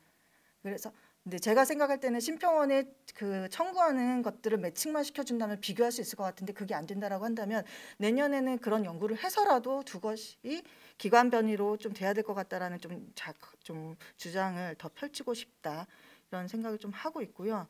그래서 핵심은 기관 단위로 간호간병 통합 서비스가 돼야 될 거고 공단은 병원이 신청한 대로 그대로 받는 것이 아니라 받아들여진 자료들을 가지고 이 병원이 적절한 간호 인력을 운영하고 있는지 아니고 있는지 판단할 수 있어요. 왜냐하면 이 지금 이렇게 업로딩하고 있는 자료가 레벨 1에서 환자 평가를 해서 레벨 1에서 레벨 3까지 판단을 하고 있는데 레벨 0일 때는 간호사 수가 0.99명이 필요하고 레벨 3인 경우에는 뭐 4점 몇 명이 필요하다 이런 숫자가 나오면서 토탈 이 병동의 간호사 수가 몇 명이 필요하다라는 숫자가 나오는 그런 지표입니다. 그 지표를 가지고 이 병원의 이 병동의 간호사 수가 적절하지 않습니다라는 판단을 해줘야 되는데 그런 개입을 전혀 하고 있지 않습니다 지금. 그래서 공단이 그런 개입을 하면서 조절을 좀 필요할 거라고 보고 있고요. 두 번째로 이제 저희 의원실에 이제 국감 때 했던 것 중은 요양시설에서의 그 의료 간호 서비스를 어떻게 할 것인가 이 문제입니다. 지금 시설에 입소하신 분들이 한 20% 이제 20만 명 정도 되고 있고요. 그 중에 1, 2등급인 분들이 한 30% 정도 차지하고 있는데 제가 이번에 자료요구에서 받아봤더니 5년 동안 간호처치, 그러니까 장기요양 인정표, 조사표에 간호처치가 하나라도 표시된 분들이 14,000명 매년 늘어나고 있더라고요. 그런 분들이었고 그중에 가장 많이 표시가 된 부분이 경관영양, 그다음에 욕창간호 이런 부분이었습니다. 근데 실제로 문제는 요양시설은 협력의사가 월 2회만 오면 되는 곳이고요. 그리고 간호사 또는 간호조무사가 배치되어 있어야 되고 요양보호사가 배치되어 있는데 그렇다는 얘기는 요양시설에 의료 서비스, 간호 서비스가 필요한 사람들이 충분히 계속 매일매일 있는 상태인데 의사는 한 달에 2번밖에 오지는 않고 있고 그 사람들을 모두 다 어떻게 해야 된다라고 하는 뭐 의료법에 따른 지도와 감독에 그런 놓여져 있는 상황들은 아니거든요. 근데 실제로 없는 곳이 노인요양시설 중에 한 80%가 됩니다. 그렇다는 얘기는 의료 서비스, 간호 서비스가 필요한 사람들은 그렇게 많은데 의료인으로서 그걸 봐주고 관리해주고 치료해줄 사람은 없어서 그러니까 사각지대라는 표현이 좀 될 수가 있고요. 또 하나는 이제 노인복지법에 따라서 노인요양시설이 이제 노인의료복지시설이잖아요. 그런데 여기에는 인력 배치 기준만 있고 실제로 업무 규정은 없습니다. 어떤 인력이 어떤 업무를 해야 되는지 모르겠고 그것이 이제 주무부처에 이제 물어보면 그냥 의료법에 따라서 업무를 이렇게 좀 해석을 합니다. 이렇게만 됩니다. 그래서 실제로 노인요양시설에 계신 간호사분들은 처치를 하지 않습니다. 의사가 없는 상태에서 자기가 처치를 했다가 그것이 무슨 문제가 될지 모르기 때문에 가능하면 하지 않는 쪽으로 얘기를 하고 보호자들을 불러서 병원으로 옮겨가서 이런 얘기가 되고 있고요. 실제로 요번에 이제 공단의 자료 요구를 해서 받았을 때 얘기가 이제 답변이 온 거는 공단은 장기요양기관 종사자가 입소자를 돌볼 때 참고할 수 있도록 그 급여 제공 매뉴얼을 개발 보급했고 건강과 간호관리는 요양시설 내 간호사 또는 조무사가 추행 시 참고할 수 있는 매뉴얼을 배부해서 참고하도록 했다. 다만 기관 절개술 튜브 교체나 비위관 돈혈관 교체 및 삽입, 가래 흡인, 욕창 치료 등의 간호처치는 의료행위로 의료법들에 따라야 하며 요양시설 내에서 단독으로 수행하기 어렵다. 이렇게 답변이 왔었습니다. 그래서 이게 국감장에서 당일 좀 문제가 됐었죠. 간호사가 있는데 간호사가 이런 처치를 못합니까? 왜 그렇습니까? 라고 했고 그거는 이제 입법 미비였던 상황이고요. 이 해법으로 내셔했던 거는 공단 이사장님이나 다른 분들은 원격 진료를 통해서 의사와 간호사 간에 지시를 하고 감독을 하면 된다라고 했지만 현행 의료법상으로 이것이 가능한지 아닌지에 대해서 복지부조차도 지금 판단을 잘 못하고 있고 아이디어 차원으로만 얘기를 하고 있고요. 그다음에 그래서 이런 부분들이 좀 입법 미비인 부분들이 좀 많아서 해결을 해야 될 부분이라고 저는 좀 생각을 하고 있습니다. 그래서 여기서 해야 될 것들은 노인 요양 시설에서 의료 서비스, 간호 서비스를 하게 될 때 실제로 간호사도 있고 요양보호사도 있는데 이것들을 어떻게 관리하고 일을 하고 처리할 것인지와 그다음에 실제로 외국 같은 경우에는 간호사가 토탈 팀 리더 같은 것들이 돼서 간호 서비스에 책임을 지면서 그 요양보호사와 이렇게 협력해서 일을 하고 있는데 이런 관계들을 좀 만들어내야 되지 않을까라는 거고 그래서 오늘 이제 발제자분이 말씀하셨던 이제 말미에 간호법이라는 것이 있는데 이제 우리나라 법상 간호사가 의료기관에서 일을 할 때는 간호사 업무를 할 수 있는데 의료기관 바깥에서 일을 할 때는 모두 해석을 다시 달리 받아야 되는지 가능한 것인지 뭐 이런 문제들이 있습니다. 그래서 업무 규정이 없기 때문에 그런데요. 이렇게 간호법을 통해서 간호사가 할 수 있는 업무 같은 것들을 이제 포괄적으로 적용을 하게 되는 것들이 좀 필요하지 않을까 이런 생각을 했습니다. 네, 이상입니다.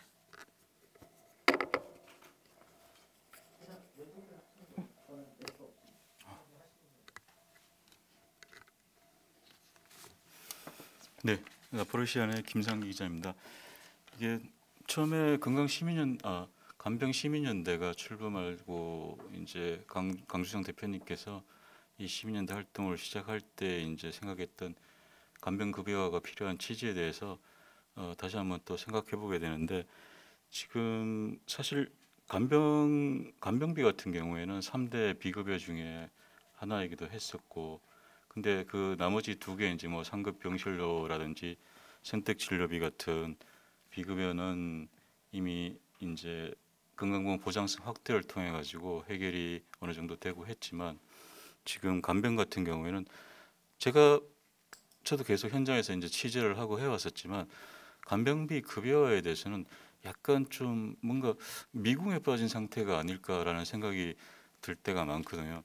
이 취재를 하면서도 사실 정리가 좀 안 됐던 게 지금 김원일 이사님께서 발표해 주신 거에서 간병비 제도, 간병 제도화를 위해서 그 제시한 대안이 크게 핵심은 세 가지인데 300병상 이상의 이제 큰 그 급성기 쪽은 간호간병 서비스 제도화, 간호간병 서비스 확대를 통해 가지고 간병 부담을 낮추고 그리고 요양병원 같은 경우에는 그 간병에 대해서 급여와 건강보험 보장을 통해 가지고 간병 부담을 낮추고 그리고 커뮤니티 케어라든지 제가 뭐 노인 장기양보 관련돼 가지고 연계해 가지고 또 그 간병에 대한 부담을 낮추고 제가 간병이라든지 이런 쪽을 커버할 수 있는 그렇게 세 가지 쪽을 제시해 주신 것 같습니다. 근데 지금 상황에서 그 세 개가 사실은 계속 분절적이라는 이야기가 많이 나왔었는데 이게 그때그때 정부에서도 정책을 마련하고 할 때마다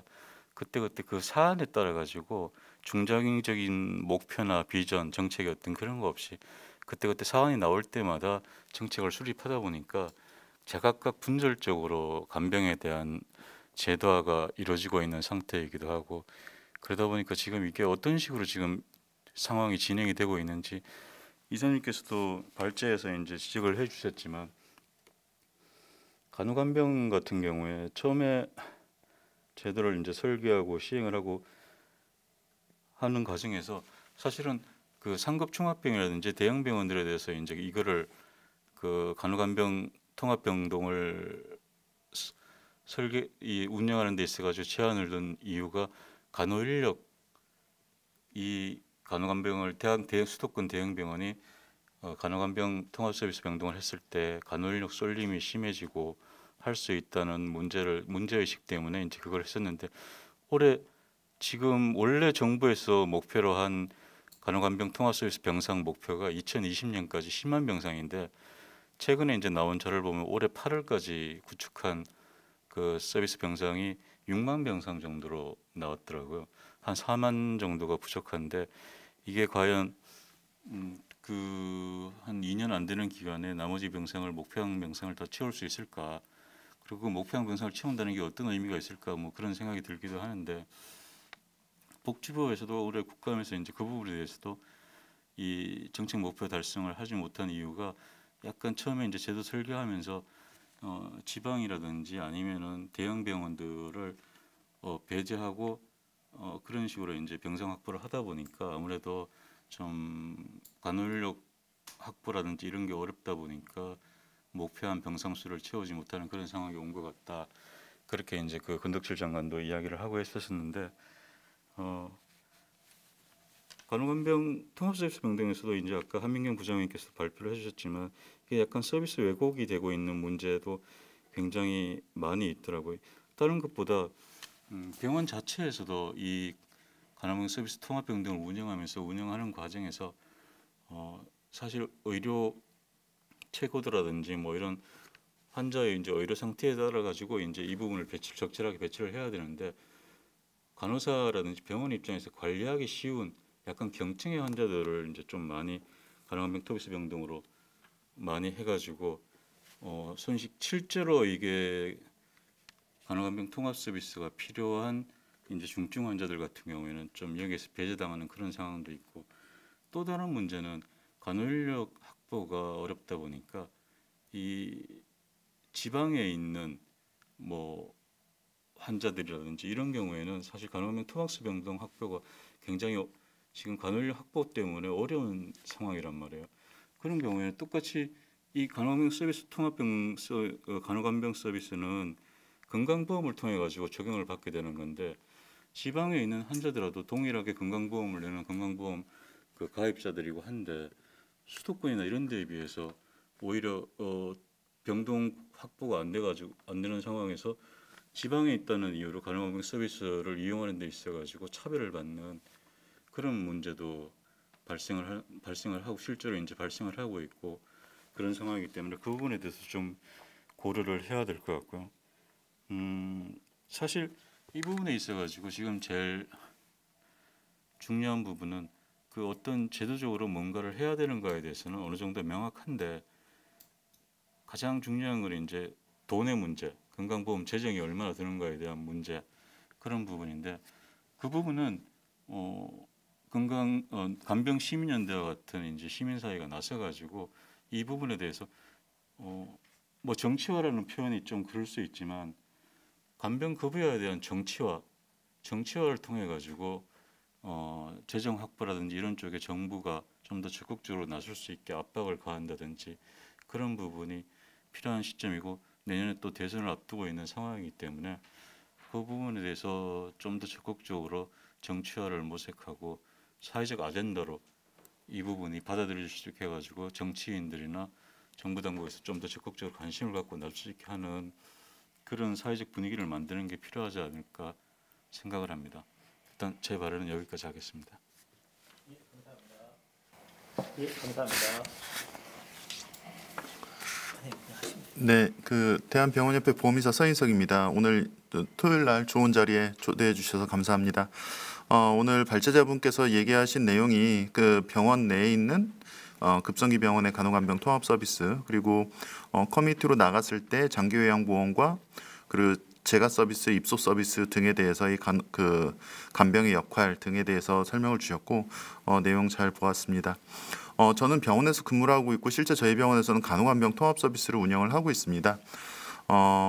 각 그 입장에 따라서 많이 보는 관점이 다를 수도 있겠다라는 생각을 했는데 우선은 제가 이제 그간 협회에서 보험 일을 하면서 그 간호간병 통합 서비스 도입됐을 시점 그때를 한번 돌아보겠습니다.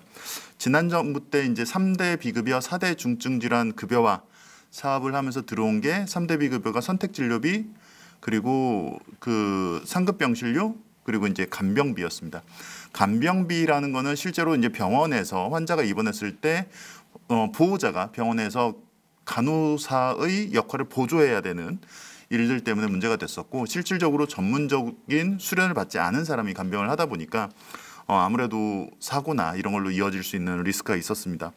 또 하나는 아무래도 이제 만약 예를 들어서 남편이 아팠을 때 이제 부인이라도 어느 정도 경제 생활을 해야 되는데 남편이 아프니까 부인까지도 경제 생활이 끊기는 이런 불행한 일들 때문에 간병비 급여가 나왔습니다. 그랬을 때 도입했을 때 당시에 여러 가지 의료의 현상이 있었습니다.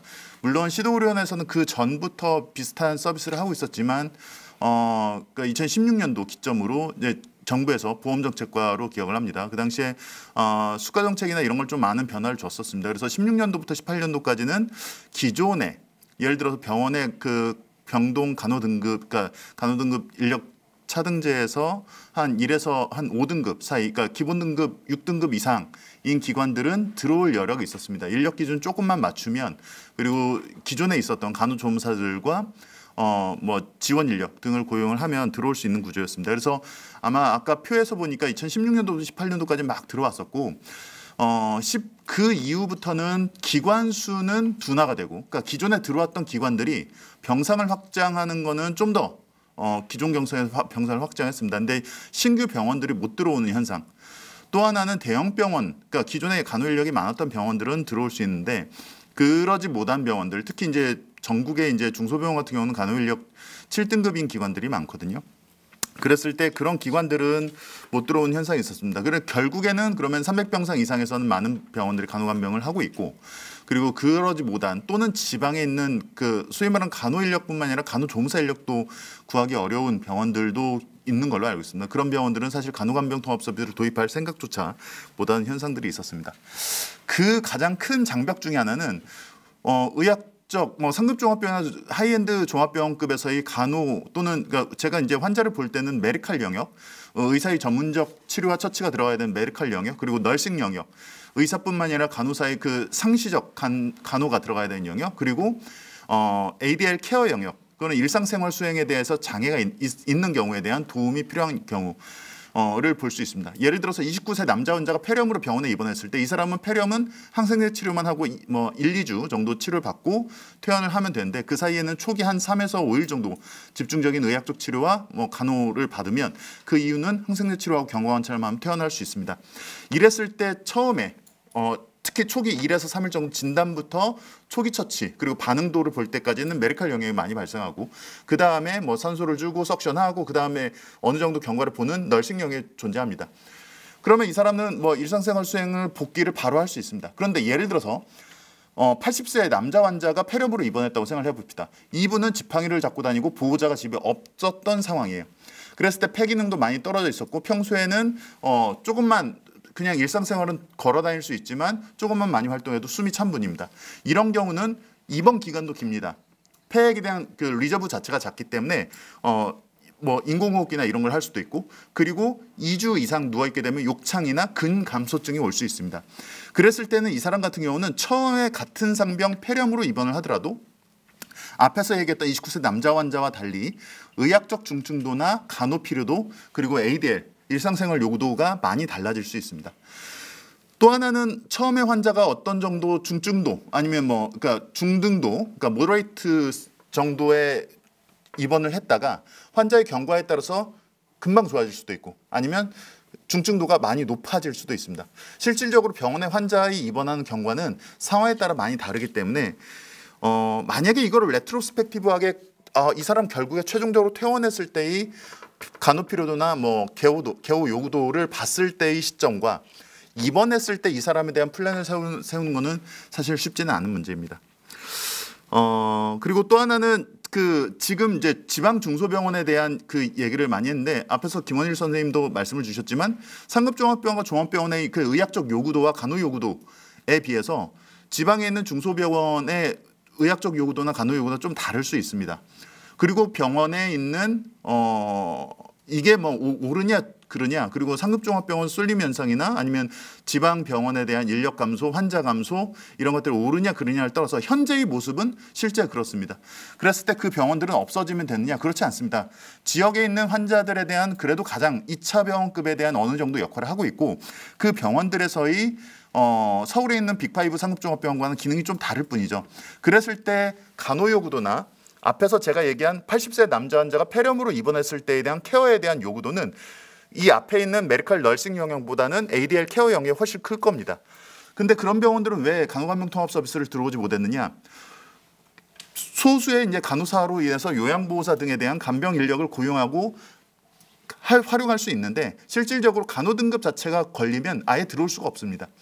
그래서 사실 이게 이제 급성기 모형에서의 간호간병 통합 서비스의 간호 필요도가 높은 환자들에 대한 간호간병 통합 서비스 도입 오케이.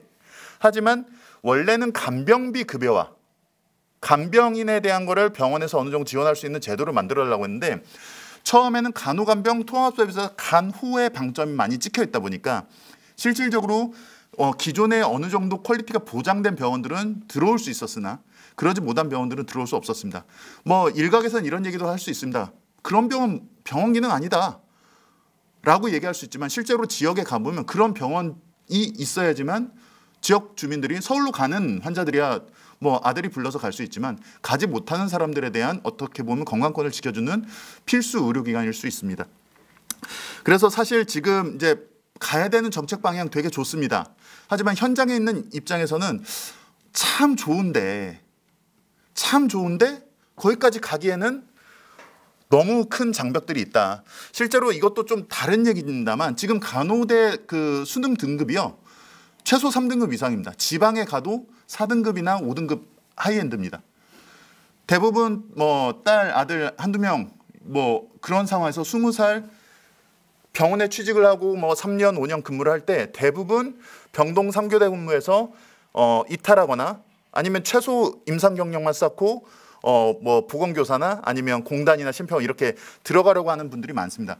이거는 뭐 3교대가 싫거나 그게 아니라 실제로 우리가 생각하는 임상 간호사, 3교대 간호사, 주간자실 응급실에서 근무하는 간호사의 업무가 그러니까 제가 이걸 과거라고 비교해서 그게 옳을지 모르겠지만 어쨌든 보는 관점이 좀 많이 달라진 것 같습니다.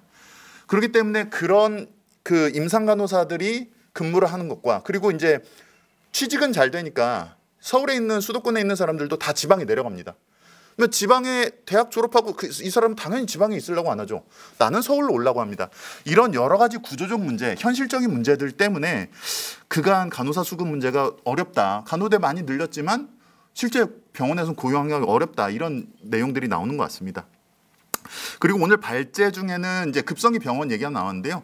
지금 이제 저는 이제 회복기 재활병원을 운영하고 있고 간호간병 통합 서비스 재활병동 모형이 있습니다. 실제로 간호간병 통합 서비스에서 재활병동 모형을 좀 잘 봐야 될 것 같은데요. 이게 무슨 말이냐면 급성기에서 뇌졸중이나 척수손상 등 그 급성기 치료는 끝나고 이제 회복기 병원에 오는 상태입니다. 이 사람들은 병원에 와서 그 수액 걸고 있는 사람 거의 없습니다. 대부분 먹는 약을 유지하고 있거나 대부분 재활치료해서 열심히 회복을 할 수 있도록 하는 환자들입니다. 이런 경우에는 실제로 앞에서 제가 얘기한 메디컬, 널싱에서 의학적 중지도와 간호 필요도는 조금 많이 떨어집니다.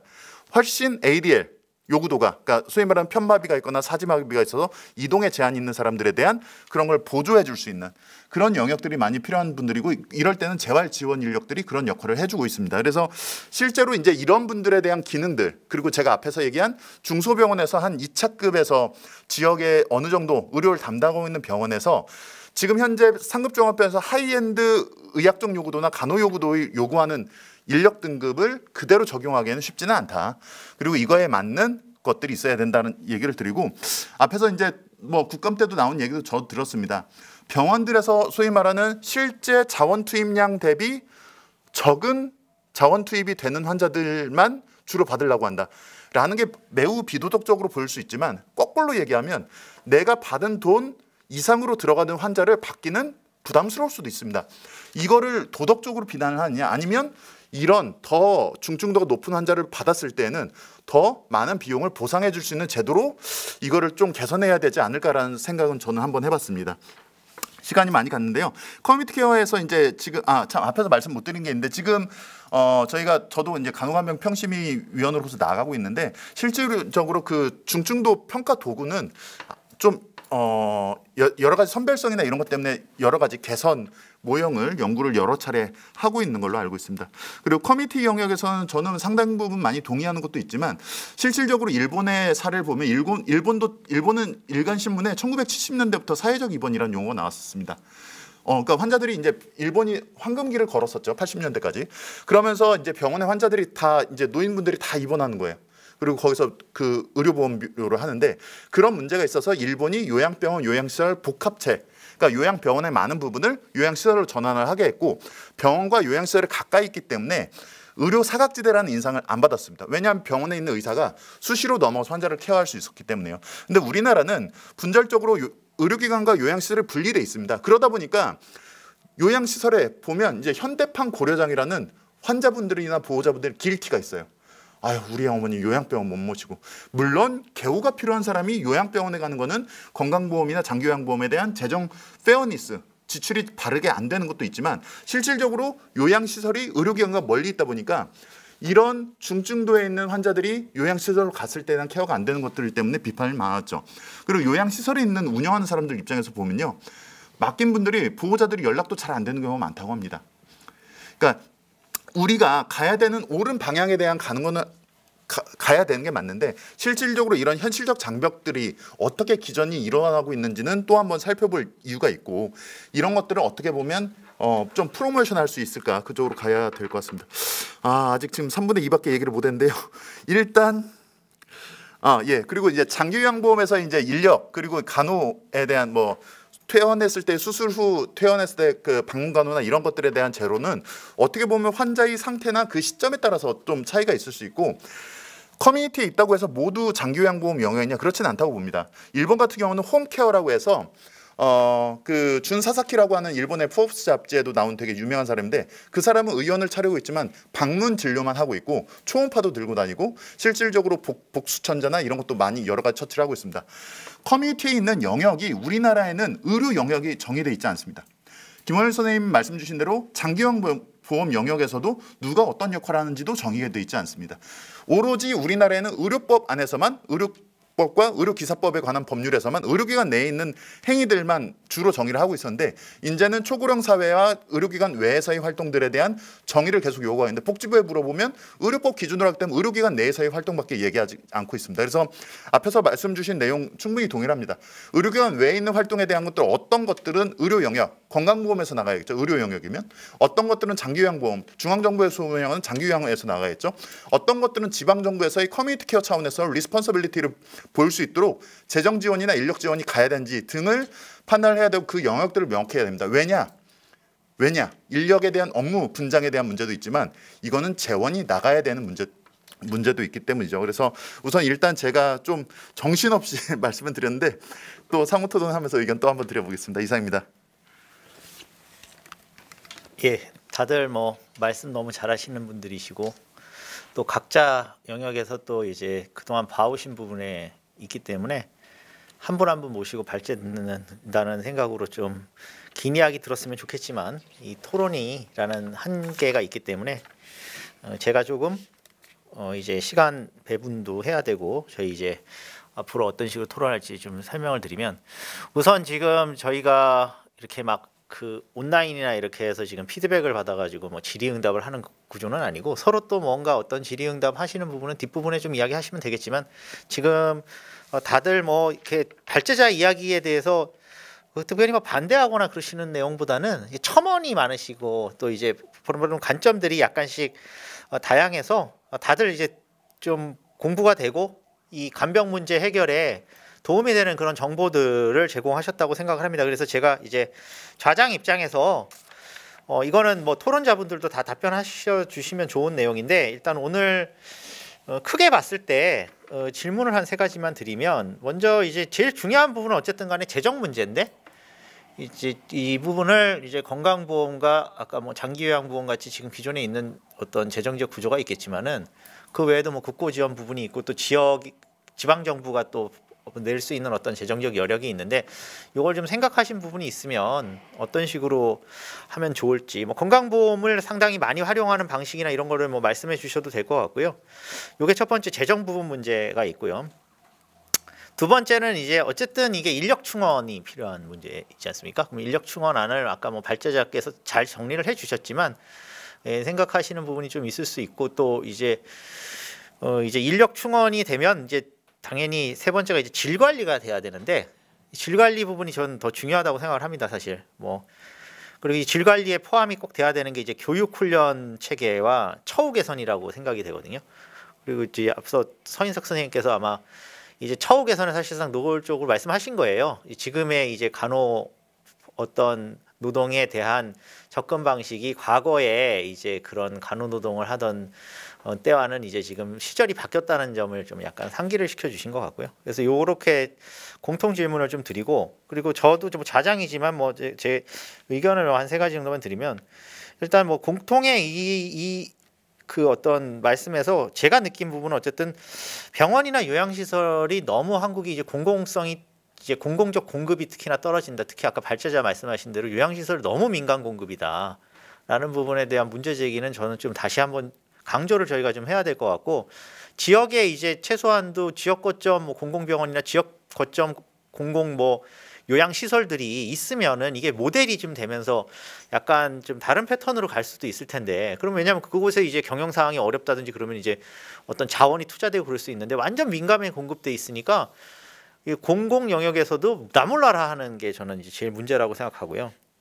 그리고 이제 하나 질문은 아까 그런 원격 협진 뭐 ICT 적용 이야기를 하셨는데, 근데 이제 과거에 이 문제와 관련해서는 제가 이제 다른 시민사회 단체 활동을 하고 있기 때문에 제일 문제가 되는 거는 어쨌든 간에 그렇게 했을 경우에 기존의 이제 촉탁이 수준도 아니고 완전 날림으로, 특히나 이제 좀 규모가 있고 ICT 이런 장비를 설치할 수 있는 곳에서 이거를 가지고 또 이제 다 뽑아 먹는 거 아니냐. 왜냐면 ICT 협진 그 시스템 갖춰놓고 의사들 그냥 고용해가지고 거기서 막 돌릴 수 있거든요, 충분히. 이런 부분에 대해서 어떻게 생각하시는지 좀 궁금한 게 있고요.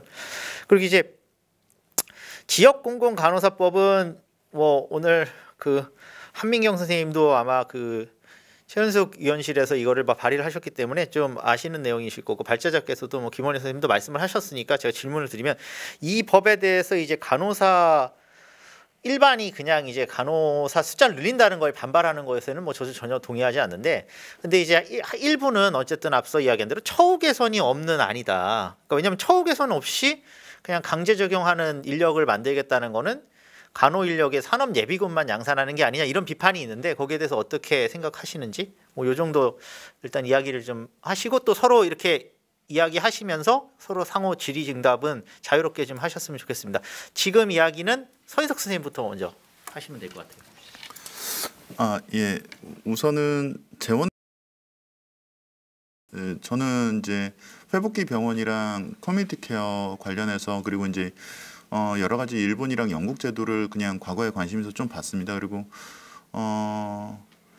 그러니까 지금 우리나라에 있는 그 건강보험 제도와 장기요양보험 제도, 그리고 지역사회에 대한 그 책임 문제에 대한 문제를 그냥 좀 더 강조해서 말씀드리겠습니다. 우리 건보 다 그 복지부에서 운영을 하고 있는 중앙정부에서 운영하는 재원이고, 장기요양보험 역시도 건강보험료의 일정 요율을 띄어서 하는 중앙정부의 재원입니다. 실질적으로 일본 같은 경우는 건강보험료나 이제 개호보험이라고 합니다. 우리나라의 장기요양보험을. 거기는 이제 보통은 뭐 크게 뭐 나라 금고마다 다르지만 중앙정부가 한 55에서 60, 그리고 지방정부가 한 45 정도를 부담을 하고 있습니다. 우리나라 커뮤니티 케어 얘기가 나왔을 때 가장 처음에 나온 얘기가 뭐냐면, 지자체에서 우리가 이걸 어떻게 다 감당해 얘기가 나왔습니다. 그게 왜 그랬느냐? 요양병원에 입원했으면 중앙정부에서 돈이 나갑니다. 당연히 건강보험료에서. 근데 커뮤니티에서 지역사회로 내려와서 탈시설화해서 집에서 하려고 하면 이게 지자체에서 돈을 부담을 하고 케어를 해야 되는 거예요. 그리고 사고 났을 때의 책임도 사실 개인이나 지자체가 져야죠. 실질적으로 커뮤니티 케어나 아니면 지금 뒤에서 얘기하는 지역 포괄 케어 등에 대한 문제들, 이런 것들이 과연 우리가 누가 운영 주체가 될 것이냐, 재원은 누가 될 것이냐라는 문제들이 되게 사실은 어려운 문제입니다. 뭐 복지부 내에서도 이것도 이제 실이 다른 문제고, 그래서 저는 이렇게 갔으면 좋긴 하겠어요. 그 앞에서 김원일 선생님이 얘기해 주신 대로 요양병원에 대한 재정 중 일부는 사실 장기요양보험에서 나가야 되는 재원이 분명히 있는 건 맞습니다. 그리고 현재 요양시설에 여러 가지 개인 사정으로 요양병원에 입원을 해야 됨에도 불구하고 요양시설에 있는 분들도 있습니다. 그리고 이거는 단일 진단 도구가 없기 때문에 이런 문제가 있는데, 이런 거는 아마 단일 진단 도구 등에 대한, 그리고 이제 한번 요양 그 장기요양보험에 들어온 사람들이 건강보험 영역으로 좀 넘어가는 거에 대한 어느 정도의 그 좀 배리어를 만들면 해결되지 않을까 하고요. 그리고 지금 이제 물론 우리나라의 지자체 자립도가 워낙 낮고 지자체별로의 그냥 소위 말하는 수준이라고 할까요? 경제적 수준이 많이 다르기 때문에 이거를 일반화할 수는 없지만, 어쨌든 지자체에서 그 건강보험료나 장기요양보험료에 대한 일부를 부담을 하든, 아니면 실제 환자들에 대한 인력 부분, 특히 이제 앞에서 그 김원일 선생님이 얘기한 대로 장기요양보험이나 커뮤니티에서 그 케어 매니저라고 하죠. 보통은 사례관리사 분들에 대한 역할, 그리고 뭐 그분들이 사회복지사가 될 수도 있고 보건의료 인력들이 될 수도 있는데, 그런 분들이 역할을 하고 그런 지역자의 리소스들을 계속 지자체에서 조금씩 지원을 해내는 형태로 가는 쪽으로 가는 게 현물급여 방식으로 돈을 내지는 않더라도 인력을 고용해서 지자체에서 하는 쪽으로 가야 되지 않을까라는 그런 생각을 했고요. 뭐 그냥 제가 얘기할 건 아니지만 간호법이랑 그 문제에 대한 거를 실질적으로 그렇습니다. 그러니까 제가 앞에서 좀 어려운 얘기를 했지만 말씀드리기가 좀 어려웠습니다. 간호사분들이 원하는 직장의 분위기가 그런 임상 간호사의 예전 고전적 방식의 간호사를 원하는 분들도 있고 그렇지 않은 분들이 사실 많다는 걸 사실 모르겠습니다.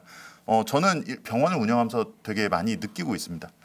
그러니까 우리가 농사를 뭐 돈을 많이 벌더라도 난 농사 싫어 이러는 사람들이 있는 것처럼 실질적으로 간호 인력에 대한 것들이 너무 기존에 있었던 간호 업무에 대한 것들을 좀 내리기가 쉽지 않기 때문에 뭐 그냥 제가 직설적으로 얘기를 하면 실질적으로 기존의 고전적 간호 업무에 있었던 것들 중에 일부를 간호사분들이 코맨더 역할을 하면서 충분하게 자원 활용에 대한 것들을 좀 더 적극적으로 해야지만 특히 아주 하이엔드 의료 행위나 간호 행위 이외에 악읍성기나 만성기로 갔을 때 지역사회로 갔을 때에 대한 것들을 좀 더 쉽게 해결할 수 있지 않을까라는 생각을 한번 해봤습니다. 우선 일단 여기까지 말씀드리겠습니다.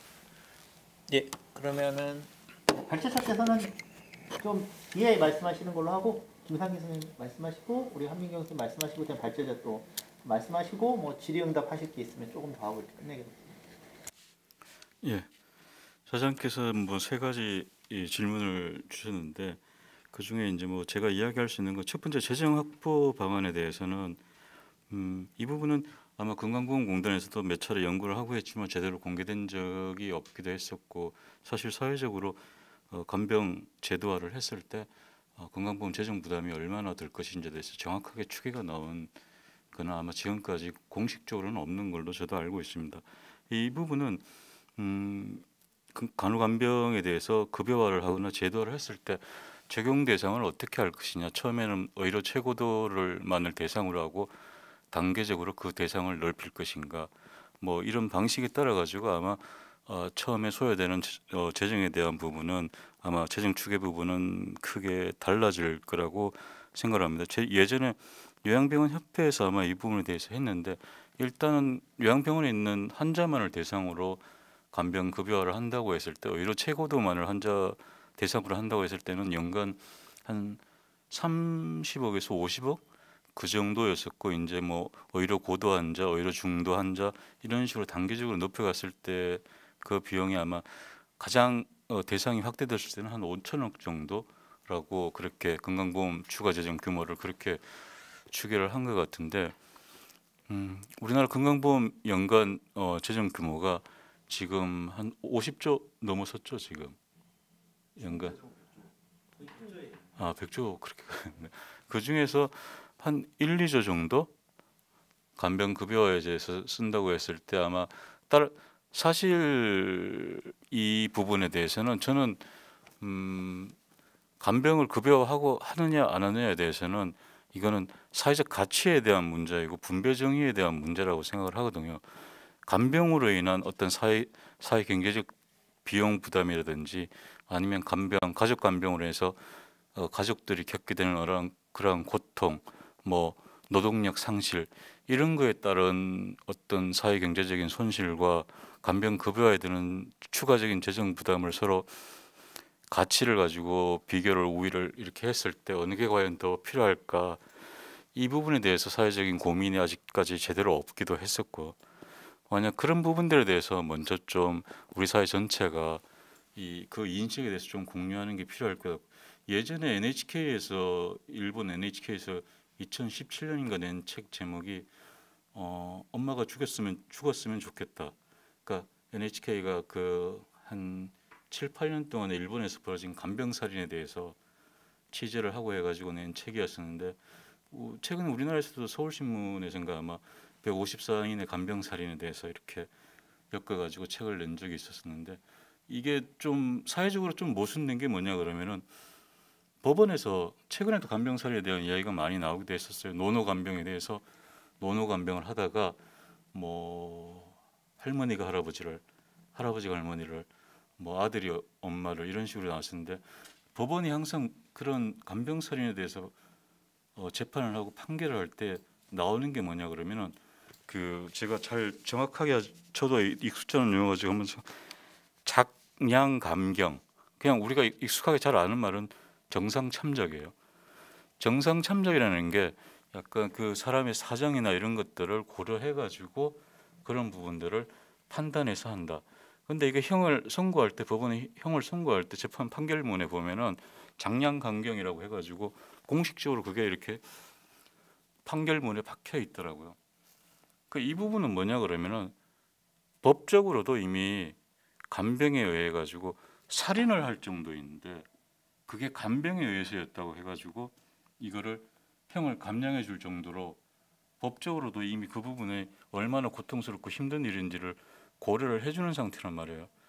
근데 지금까지 우리나라에서는 이 간병에 대한 어떤 모든 부담이 개인의 영역, 가족의 영역으로 다 떠넘겨진 상태였기 때문에 국가의 책임은 거의 부재한 상태였었죠. 그러니까 간병 시민연대가 출범하면서 제일 중요하게 이야기했었던 게 간병에 대해서 국가 책임을 명확하게 하자. 어떤 식으로든 그게 급여화가 됐던 간호간병 통합 서비스를 확대하는 게 됐던 그 부분에 대해서 계속 강조를 했었기 때문에 저는 뭐 기자 입장에서 좀 이런 부분들에 대해서 이 전문적으로 디테일하게 제도화를 했을 때 어떤 식으로 가져가야 될 것인가 그 부분 굉장히 중요한 부분이기도 하고 저는 또 기자 관점에서 약간 이 간병에 대한 실제 일반인들이 그런 관점에서 봤을 때는 이게 얼마나 고통스러운 일이고 국가의 책임과 사회적인 지지 체계 마련이 얼마나 필요한지 하는 부분들에 대해서 좀 더 사회적으로 인식을 확대하는 데 있어가지고 그런 노력도 같이 필요하지 않을까 그런 생각을 합니다. 그리고 인력 충원 방안들에 대해서는 약간 여기에서 이제 사실 근본적으로 따져보면 이 문제가 발생한 거는 간호간병으로 구분을 했지만 원칙적으로는 병원에서 간호 인력이 다 환자에게 제공을 해줘야 되는 문제이거든요. 만약 병원이 적정 의료 인력, 간호 인력을 채용해 가지고 거기에 맞는 그 간호간병 서비스를 제공했다면 처음부터 제공했다면 이런 고민 자체를 우리가 할 필요가 없었겠죠. 그렇지만 처음부터 국내에서 의료 공급 체계가 마련되고 하는 과정에서 민간 중심으로 되기도 했었고 건강보험 제도 수가라든지 이런 부분들이 적절한 간호 인력을 확충해 가지고 적절한 간호 서비스를 제공할 해서는 병원을 운영하기 힘들게끔 만들어 놓은 의료보험 체계, 의료보험 제도 때문에 지금 이런 문제가 벌어지고 있는 상황이고 그 상황 속에서 피해자들은 결국 국민들이 지금 다 보고 있는데 국가는 사실 이 문제는 간병은 개인의 문제다라고 거의 방치를 하고 있는 상태이거든요. 그렇기 때문에 그 부분에 대해서 먼저 국가 책임에 대해서 명확하게 따지고 그리고 그 간병 제도화에 대한 그 구체적인 방안들을 마련해 나가면서 아까 처음에도 말씀드렸지만 정치화라는 게 왜 필요한지 그런 부분들을 좀 이야기를 했습니다. 그리고 이 서비스 질 관리 방안에 대해서는 저보다는 좀 전문가분들께서 이야기를 해주시는 게 좋지 않을까 생각합니다.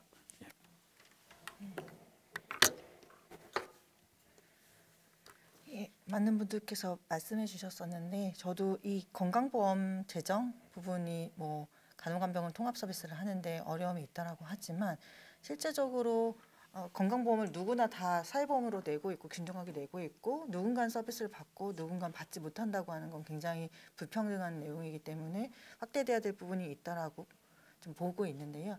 그 건강보험 재정이 어렵다라고 하지만 실제적으로 개인이 사적으로 지불하는 간병비를 생각을 한다라면 분명히 사회적으로나 건강보험이라 그거는 어느 정도는 플러스 마이너스 제로에 수렴되지 않을까라고 하는 거고 그 부분이 아마 사회적인 합의가 이루어진다라고 한다면 어느 정도 규모가 되는 병원에 의료기관에 있는 곳에서는 간호간병을 풀로 제공을 한다라고 하는 것으로 갔을 때는 사회적으로 감당할 수 있을 정도로 합의가 되지는 않을까 저는 좀 그런 생각을 하고 두 번째로는 요양병원이랑 요양시설을 계속적으로 들여다보고 있다라고 보면 이미 실제로 환자들이 너무 뒤섞여서 그 두 개를 구분하는 게 의미가 있을까라는 좀 생각이 듭니다. 그래서 저는 사실 노인 요양 병원에 일부에 있는 분들은 사실 병원급으로 가도 될 정도의 분들이라고 한다면 요양 병원과 시설이 일단 뭐 기능을 같이 합하고 그 부분은 사실 노인 요양보험으로 가도 되지 않을까라고 하는 그런 병원들이 있어서 그런 방안들을 좀 고려해봤으면 좋겠다라는 생각이 들었고요. 나머지는 지역공공간호사 법안 이제 간호인력의 확충에 대해서 제안을 주신 부분인데 아까 이제 차장께서는 이 법이 확보에는 있지만 처우 개선은 없다라고 하는 현장의 얘기가 있지 않나라고 이렇게 말씀하셨지만 이제 법을 만드는 입장에서 보면 우리나라 법이 사실 개별법이었고 이 지역공공간호사법은 간호사를 공공의 필수 영역에서 일할 수 있는 사람이 필요했기 때문에 그 분들을 위해서 한시적으로 10년 동안만 한번 만들어 보자라고 하는 법입니다. 그러니까 이 법은 계속 있을지도 모르겠고 10년 뒤에는 없어질 수도 있는 법이기 때문에 거기다 모든 것들을 다 담을 수 있는 건 아니고요. 이거는 어느 지역에서 어떻게 양성된 사람이 어떤 선발 전형을 통해서 발굴이 되고 그곳에서 어떻게 일할 것인지 어떤 기관에서 일할 것인지에 대해서 담은 내용이기 때문에 거기에 모든 처우 개선까지 담을 수 있는 법은 아니에요. 왜냐 한시적으로 언젠간 없어질 법이기 때문에 법적에는 한계 우리나라 이제 법 체계상 그렇고 실제로 처우 개선이라고 하는 건 많이 그 보건복지부의 제도적으로 많이 지금 되고 있긴 하지만 실제적으로 얘기를 하면 그런 얘기를 합니다. 보건의료 지원법도 있고 근로기준법도 있고 그런 곳에서 모두 다 이제 처우 개선이나 그런 내용들을 그 법적 체계 우리나라 전체적인 큰 틀 안에서 담을 수 있다라고 얘기를 하고 보건의료 지원법에도 이미 그런 내용들이 담겨 있어서 간호와 관련된 내용들은 할 수 있고 실제적으로는 저희 의원실 또 법도 냈지만 간호조산법안을 냈고 그 안에 간호정책심의위원회, 그다음에 간호정책 종합계획, 그다음에 처우 개선 등과 같은 내용들을 좀 담았습니다. 이거는 법적 성격이 다르기 때문이라고 좀 이해해 주시면은 좋겠습니다. 이상입니다.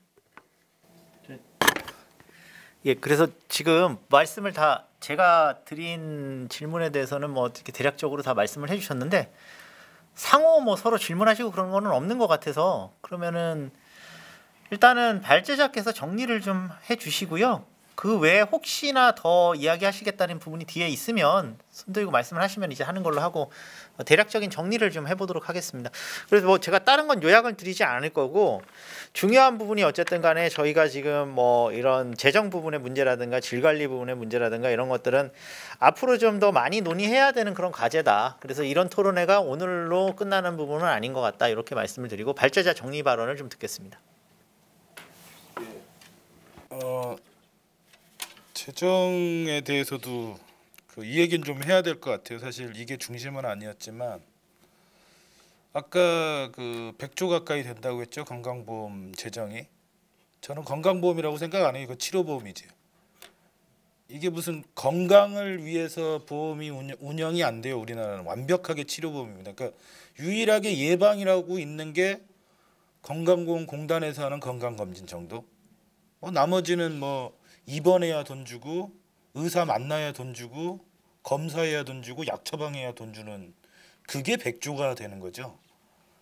거의 뭐 제가 볼 땐 제정신이 아닙니다. 이렇게 그러니까 건강보험이 미국의 오바마가 부러워할 정도의 전국민 건강보험 제도가 있음에도 불구하고 제도 운영의 속내를 보면 참 한심하기 그지 없습니다. 우리나라 지금 여기가 이제 그런 문제들 때문에 저는 그런 상황에서 특히 요양병원의 돌봄마저도 사실 그런 방식이죠. 근데 이제 이건 그나마 정액제로 운영되고 있으니 여기에 있는 한 6조 정도를 떼고 그다음에 장기 요양보험에 한 10조 정도 되는 비용을 통합을 하고 여기저기서 지방 정부가 뭘 하네 중앙에서 뭐 시범사업에 돈 들어가네 이런 관련한 돌봄 비용을 좀 저는 합쳐야 된다고 봐요. 합쳐서 체계적인 돌봄으로 가야 되는 거고 아까 얘기했던 대로 지방 정부가 우리나라는 돈이 없잖아요.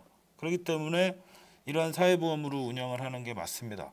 그래서 저는 이제 건강보험 재정은 그렇게 뭔가 예방 중심의 서비스 체계를 좀 만들어내는 게 필요할 것 같아요. 이 치료보다는. 그리고 돌봄을 그런 의미에서 저는 이제 떼야 된다라는 취지로 말씀을 드렸고 그리고 아까 우리 선인서 우리 이사장님이시죠? 원장님이시죠? 이제 그렇게 말씀하셨던 그거를 못했어요. 맞아요. 재활병원 모델 회복기 모델 그거는 뭐 알고 있었는데 제가 뭐 굉장히 100% 동의하는 내용이고요. 그런데 그런 문제입니다. 그러니까 그렇게 나누어진다라면 지금 우리가 아까 제가 그 인력 기준 얘기 드렸었죠. 1대 5부터 1대 14까지 있어요. 1대 14도 안 되는 병원이면 급성기 병원 하면 안 됩니다. 제가 볼 때는. 그건 안 되는 거예요. 근데 우리나라는 그렇게 하고 있죠. 그리고 병원이라고 얘기를 하고 있고 서비스를 제공한다고 합니다. 근데 이건 의료 전달 체계가 개판이기 때문에 그런 거고 지역에서 아까 얘기했던 96개의 거점 의료기관이 만들어진다면 환자의 필요에 만큼 배치하는 게 정말 필요해요. 의료 서비스는 병원이 있으니까 가는 게 아니라 환자의 필요에 맞게 배치하는 게 바로 정책의 역할입니다. 그런데 우리는 그 역할이 지금 안 돼 있고 병원 그대로 놔두면서 지역 환자다 어떡할 거냐라고 얘기를 하면 지금 한마디로 저도 그 우리 기자님 얘기 다 동의합니다. 분배정이 만들어야 되고 간병비 다 100% 해야 되는 거 맞지만 지금 제가 오늘 말씀드린 건 우선순위예요.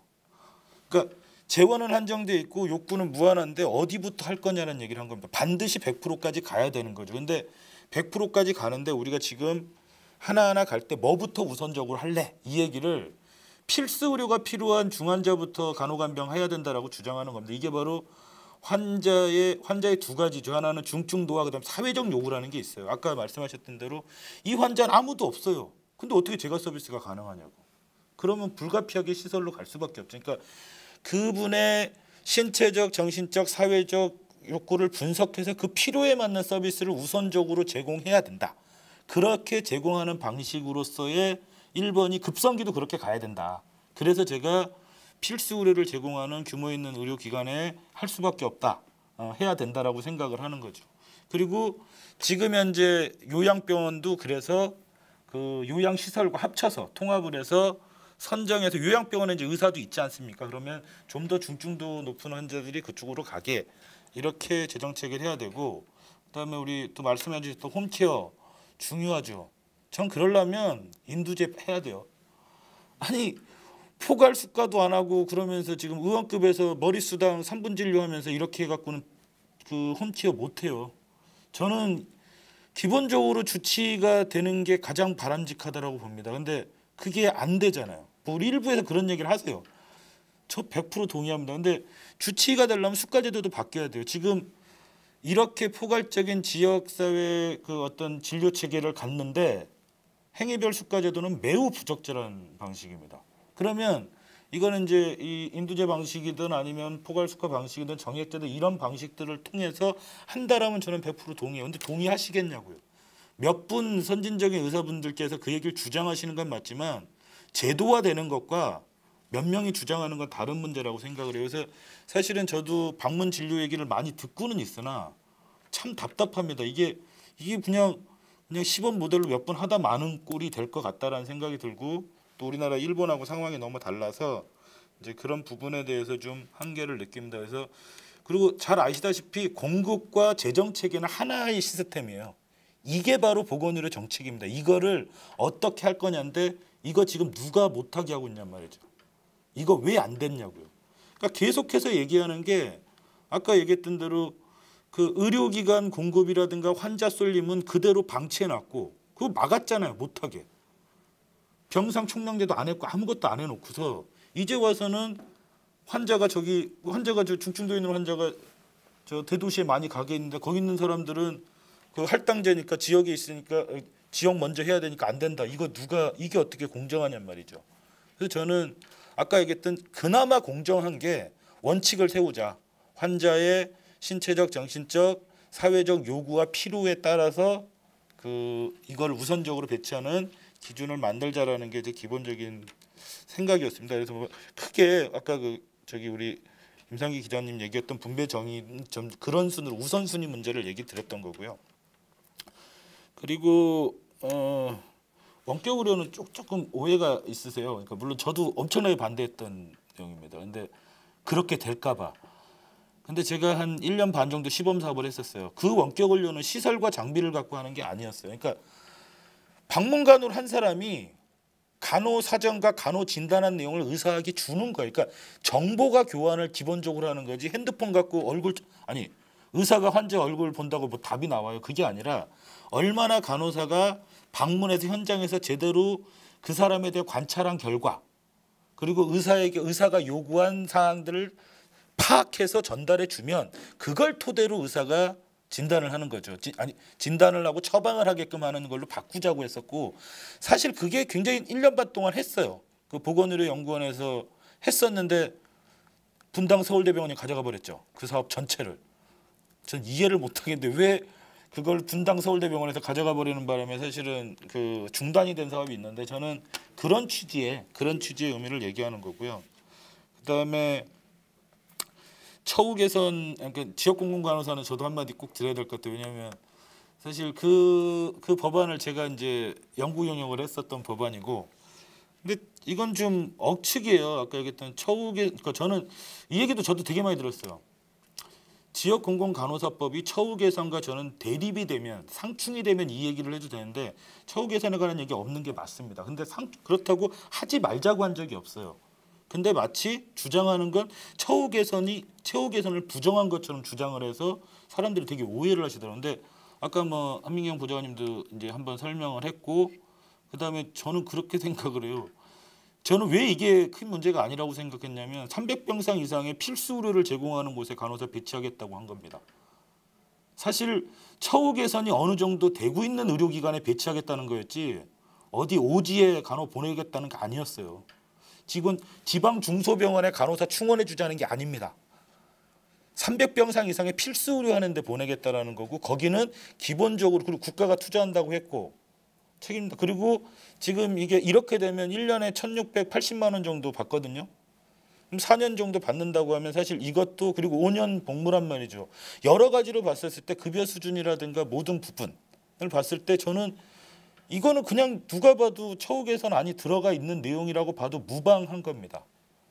그리고 산업예비군 안 만들려고 만든 거죠. 산업예비군을 절대 그렇게 해서는 안 되고 우리나라는 그렇잖아요. 지금 보면 저는 제일 당황스러운 경우입니다. 이 지역 간호사 얘기할 때마다 제가 제일 많이 간호계에서 당한 건 모든 걸 수능 점수로 봐요. 그렇게 돼서 특별 전형하고 하면 질 떨어진다고 생각하는 거죠. 그래서 싫다라는 거예요. 핵심은. 저는 그거에 대해 저항하는 겁니다. 왜냐하면 간호 서비스는 간호사의 그 수능 점수 때문에 하는 게 아니라 그 지역에 맞는 환자에게 서비스 제공하기 위해서 우리가 간호사를 양성하는 거기 때문에 근데 그렇게 생각하는 내부가 또 있는가 반면 저는 이 주장이 나올 거라고 사실 꿈에도 생각을 안 했었어요. 그런데 이런 주장들이 사실 나와서 되게 사실 좀 이건 좀 오해를 좀 풀어주셨으면 하는 그런 생각을 좀 합니다. 그리고 이 질 관리 문제가 아까 얘기했던 대로 가장 중요하기 때문에 그 질 관리에 저는 출발이 그거라고 봐요. 일단 그 간호사들이 처음부터 간호사가 됐던 보건의료를 요즘에 코로나 때문에 아주 어려웠잖아요. 실습 교육이. 일단 교육이 제대로 돼야 된다고 봅니다. 면허 그냥 주는 거 아니잖아요. 4년 동안 해서 한 건데 우리나라 대학이 개판이라서 그렇지 사실 제대로 교육해야 돼요. 저는 교육전담 간호사도 내심 반대합니다. 왜? 아니 교육을 학교에서 의료기관과 잘 연계해서 4년 동안 하게 했으면 됐지 그걸 또 돈을 줘서 하겠대요. 얘기하면 누가 되게 싫어하겠네요. 어쨌든 근데 저는 왜 자꾸 줘요? 그거 하라고 4년 동안 면허 준 거란 말이에요. 근데 그게 적응이 안 됐다고 또 국가에서 돈 줘서 그걸 양성하라고 합니다. 전 개인적으로 그런 대목에 대해서는 문제가 있다라고 봐요. 근데 그렇기 때문에 양성 시스템을 잘 갖춰야 되는데 대학이 과연 그러냐? 특히 간호대학 같은 경우는 분절돼 있잖아요. 간호대학 아까 얘기했던 대로 의료기관이 없는 곳에서 무려 80%가 넘는 곳에서 간호사가 양성되다 보니 그 간호사들한테 제일 많이 듣는 대학생들한테 제일 많이 듣는 눈팅한다는 얘기예요. 실습 교육 받았을 때 눈팅한다 뭐 이렇게 그냥 쳐다만 보고 오는 거죠. 이러다 보니까 부실 교육의 문제가 되는 거고 그다음에 두 번째는 간호의 질도 이거 의료의 질을 높이는 방식은 수능 점수가 아니라 숙련도예요. 얼마나 오랜 기간을 그 곳에서 했고 그리고 그걸 밑으로 잘 팀체계 쪽에서 잘 전달해서 업무 잘 이루어지고 1년차 간호사와 10년차 간호사는 하늘과 땅 차이라는 겁니다. 그래서 어떻게 그 숙련도 높은 간호사들을 확보할 것이냐 그래서 저는 아주 미흡하지만 의료질 그 평가 지원금에 간호사 3년 이상 뭐 일했을 때 그 평가 지원금에 넣는 걸 그 2018년도에 만든 게 있습니다. 근데 이제 그런 것처럼 그런 걸 좀 간호사 숙련도에 대한 교육을 확대해야 된다라고 보는 거고, 그 다음에 이 얘기하면 또 이제 뭐 직능 싸움이라고 또 그럴지 모르겠지만 우리나라는 간호 보조 인력 비율이 50%가 넘는 나라예요. 50% 가까이 되는 나라입니다. 근데 이거 아무도 통제를 안 해. 그러니까 그러다 보니 아까 얘기했던 대로 간호사 숫자는 줄고 또 거기에다가 간호사는 상급 종합병원 하면 집중돼 있어요. 이게 적절하게 분포돼 있어야 되거든요. 근데 그냥 방치 상태고 또 그거에 대해서 아무런 중소병원 병원장들이나 의사들이 얘기합니까? 절대 그런 얘기는 안 합니다. 저는 어떻게 간호 인력의 그 질적 구성이라든가 이걸 체계적으로 할 것인가. 간호사만 다 있다고 잘 되는 것도 아니거든요. 간호사와 간호 보조 인력의 적정한 배치. 아까 얘기했던 대로 급성기 병원에 간호사가 많이 있어야 되는 것과 마찬가지로 그 재가와 그 시설 요양병원에는 당연히 간호 보조 요양보호사를 포함한 사람들이 많이 있어야 아까 얘기했던 대로 그 일상생활 지원을 할 거 아니에요. 폐렴 걸린 환자가 난 100% 동의해요. 빨리 회복되는 사람은 필요 없겠지만 근데 그 사람은요 급성기 병원 퇴원하셔도 그 돌봄의 요구는 계속 존재한단 말이죠. 계속 돌봄이 필요한 거예요. 그래서 이제 그런 영역에서 좀 질관리 문제라든가 이런 것들이 좀 이루어져야 되고, 그다음에 처우개선은 반드시 저는 선택과 집중을 해야 됩니다. 얼마 전에 일자리위원회 연구 그 결과 보니까 뭐냐면 간호사가 의료기관에 많이 취업을 했어요. 근데 병동에서 3교대 하는 간호사는 적습니다. 절반 정도도 안 된대요. 저 이거 지금 파악해야 되거든요. 이걸 파악해서 정말 이 실체가 뭔지 왜 그럴까? 제가 볼 때는 지금 처우 개선의 선택은 뭐냐면 3교대 하는 간호사들한테 집중돼야 돼. 왜? 그만큼 뭐 휴일이라든가 야간 수당에 대한 것이 보존이 돼서 해서 그나마 그들의 노동에 대해서 보상이 돼야 되는데 제가 알기로는 그게 안 되고 있는 거죠. 그러니까 그런 방식의 그러니까 무조건적인 처우 개선보다는 우리가 어떤 곳에 어떻게 해야 되는가에 대한 좀 더 그 면밀하게 검토해서 선택과 집중을 해야 된다. 이렇게까지 말씀드리고 제 얘기 마치겠습니다. 예, 발제자께서 또 다양한 쟁점들을 이야기해 주셨는데 끝나기 전에 혹시 뭐 더 추가적으로 말씀하시거나 서로 좀 말씀하실 내용이 있으신가요? 예. 뭐 지금 방금 나온 내용과는 좀 상관없고 어떻게 보면 간호간병과는 상관이 없을 것 같은데 그 전달 체계 내용이 나올 때 그 뭐 이거는 의료기관 인력과 진료에 대한 배분 문제 이런 것보다 실질적으로 우리가 이제 그 초고령 사회에 도달했을 때 이제 발생하는 문제 차원으로 한번 제안처럼 드려보면 지금 급성기 병원에 퇴원할 때 이 환자들이 요양병으로 할지 집으로 갈지 집으로 갈 때 장기요양 서비스 재택 서비스 그 재가 서비스를 받을지 입소를 할지 뭐 인지 기능에 따라서 소위 말하는 뭐 도움이 필요할지 이런 것들에 대한 거를 아까 김원일 선생님도 의학적 개입에 따라서 필요에 대한 거를 그 요구들을 충족을 해야 된다 했는데 실질적으로 발생을 크게 보면 병원에서 퇴원할 때 시점에서 많이 발생을 합니다. 그래서 외국은 이제 디스타스 서포트 그 프로그램이라고 해서 퇴원 지원 프로그램에서 이 사람이 퇴원 전에 의학적 평가를 합니다. 그리고 뭐 균형 장애가 있다든가 아니면 그러니까 팔은 들 수 있지만 손에 대한 파인 모터가 안 돼서 집에서 이 수지 기능이 떨어지면 밥도 차려 먹기 어렵고 그렇거든요. 그래서 근데 이제 지금 이게 그 상관이 없는 얘기일 수도 있지만 우리가 급성기 병원에서 퇴원했을 때 보호자가 온라인에 있는 광고나 이런 것만 찾아서 병원을 선택하거나 시설을 선택하다 보니 사실 그런 문제가 있는 것 같아서 급성기 병원에서 외국은 뭐 리앱 게이트 뭐 이런 말을 합니다. 장애가 발생할 것으로 예상하는 또는 도움이 필요할 것으로 예상하는 환자는 반드시 의학적 평가를 하고 보내야 되거든요. 그리고 그런 지역사회에 있는 의료 자원, 리소스들에 대한 연계 그리고 지자체 소위 말하는 케이스 매니저가 있거든요. 그래서 지자체 사회복지사한테 연결해서 이 사람은 한 달에 한 번 또는 2주에 한 번 팔로우업을 하세요 이렇게 하는데 이런 그 키맨들이 있어야 그 지역 자원에서의 간호 피로도가 있을 때 아니면 개호 피로도가 있는 것들에 대한 서비스 제공이 가능할 것 같다. 그래서 이런 제안들은 나중에 지역에 있는 그 간병 개호에 도움이 될 것 같다는 의견 한번 드려보고 마치겠습니다. 예, 감사합니다. 예, 뭐 저희가 이야기를 오늘 밤새도 끝이 안 날 정도로 많은 쟁점들이 있습니다. 지금 말씀하신 뭐 케이스 매니저 문제 아주 중요한데 한국 케이스 매니저가 없죠. 뭐 없으니까 사실은 연결할 데가 없고 뭐 각각 다 아까 말씀하신 이 시장화된 공급과 그 개인한테 다 이 돌봄을 다 맡기고 있고 뭐 이런 구조들 전반에 대한 아무튼 다각도의 어떤 논의들이 계속 있어야 될 것 같고요. 지금 어쨌든 돌봄이 이제 사회화돼야 된다는 이런 사회적 합의는 있는 것 같은데 이 구체성을 띠고 어떤 식으로 진행이 될 거고 특히나 병원에서 어떤 식의 간병 서비스가 제공이 돼야 되고 또 지역사회 뭐 커뮤니티 케어 이런 쪽에서 장기 요양 시설부터 시작해서 개호 서비스가 어떻게 돼야 되는지는 참 어려운 문제이지만 많은 관심을 어쨌든 오늘 이 토론 들어주신 분들께서 가져주시고 그리고 김상기 그 국장님께서 정확하게 지적하셨는데 이게 정치화돼야 되는 문제라는 것은 분명합니다. 그래서 이제 지금 다가오는 어쨌든 정치의 시즌 대통령 선거에서 어쨌든 중요한 어떤 대안들이 마련되고 거기서 논의의 장이 좀 더 마련됐으면 합니다. 오늘 이렇게 토론자로 와주신 우리 서인석 이사님 그리고 김상기 국장님 그리고 한민경 보좌관님 그리고 발제를 맡아주신 김원일 이사님께 감사의 말씀 드리고요. 이렇게 그 뜻깊은 자리에 와주신 그리고 이거 청취해 주시고 시청해 주신 모든 분들께 감사드립니다. 예, 마치겠습니다. 감사합니다.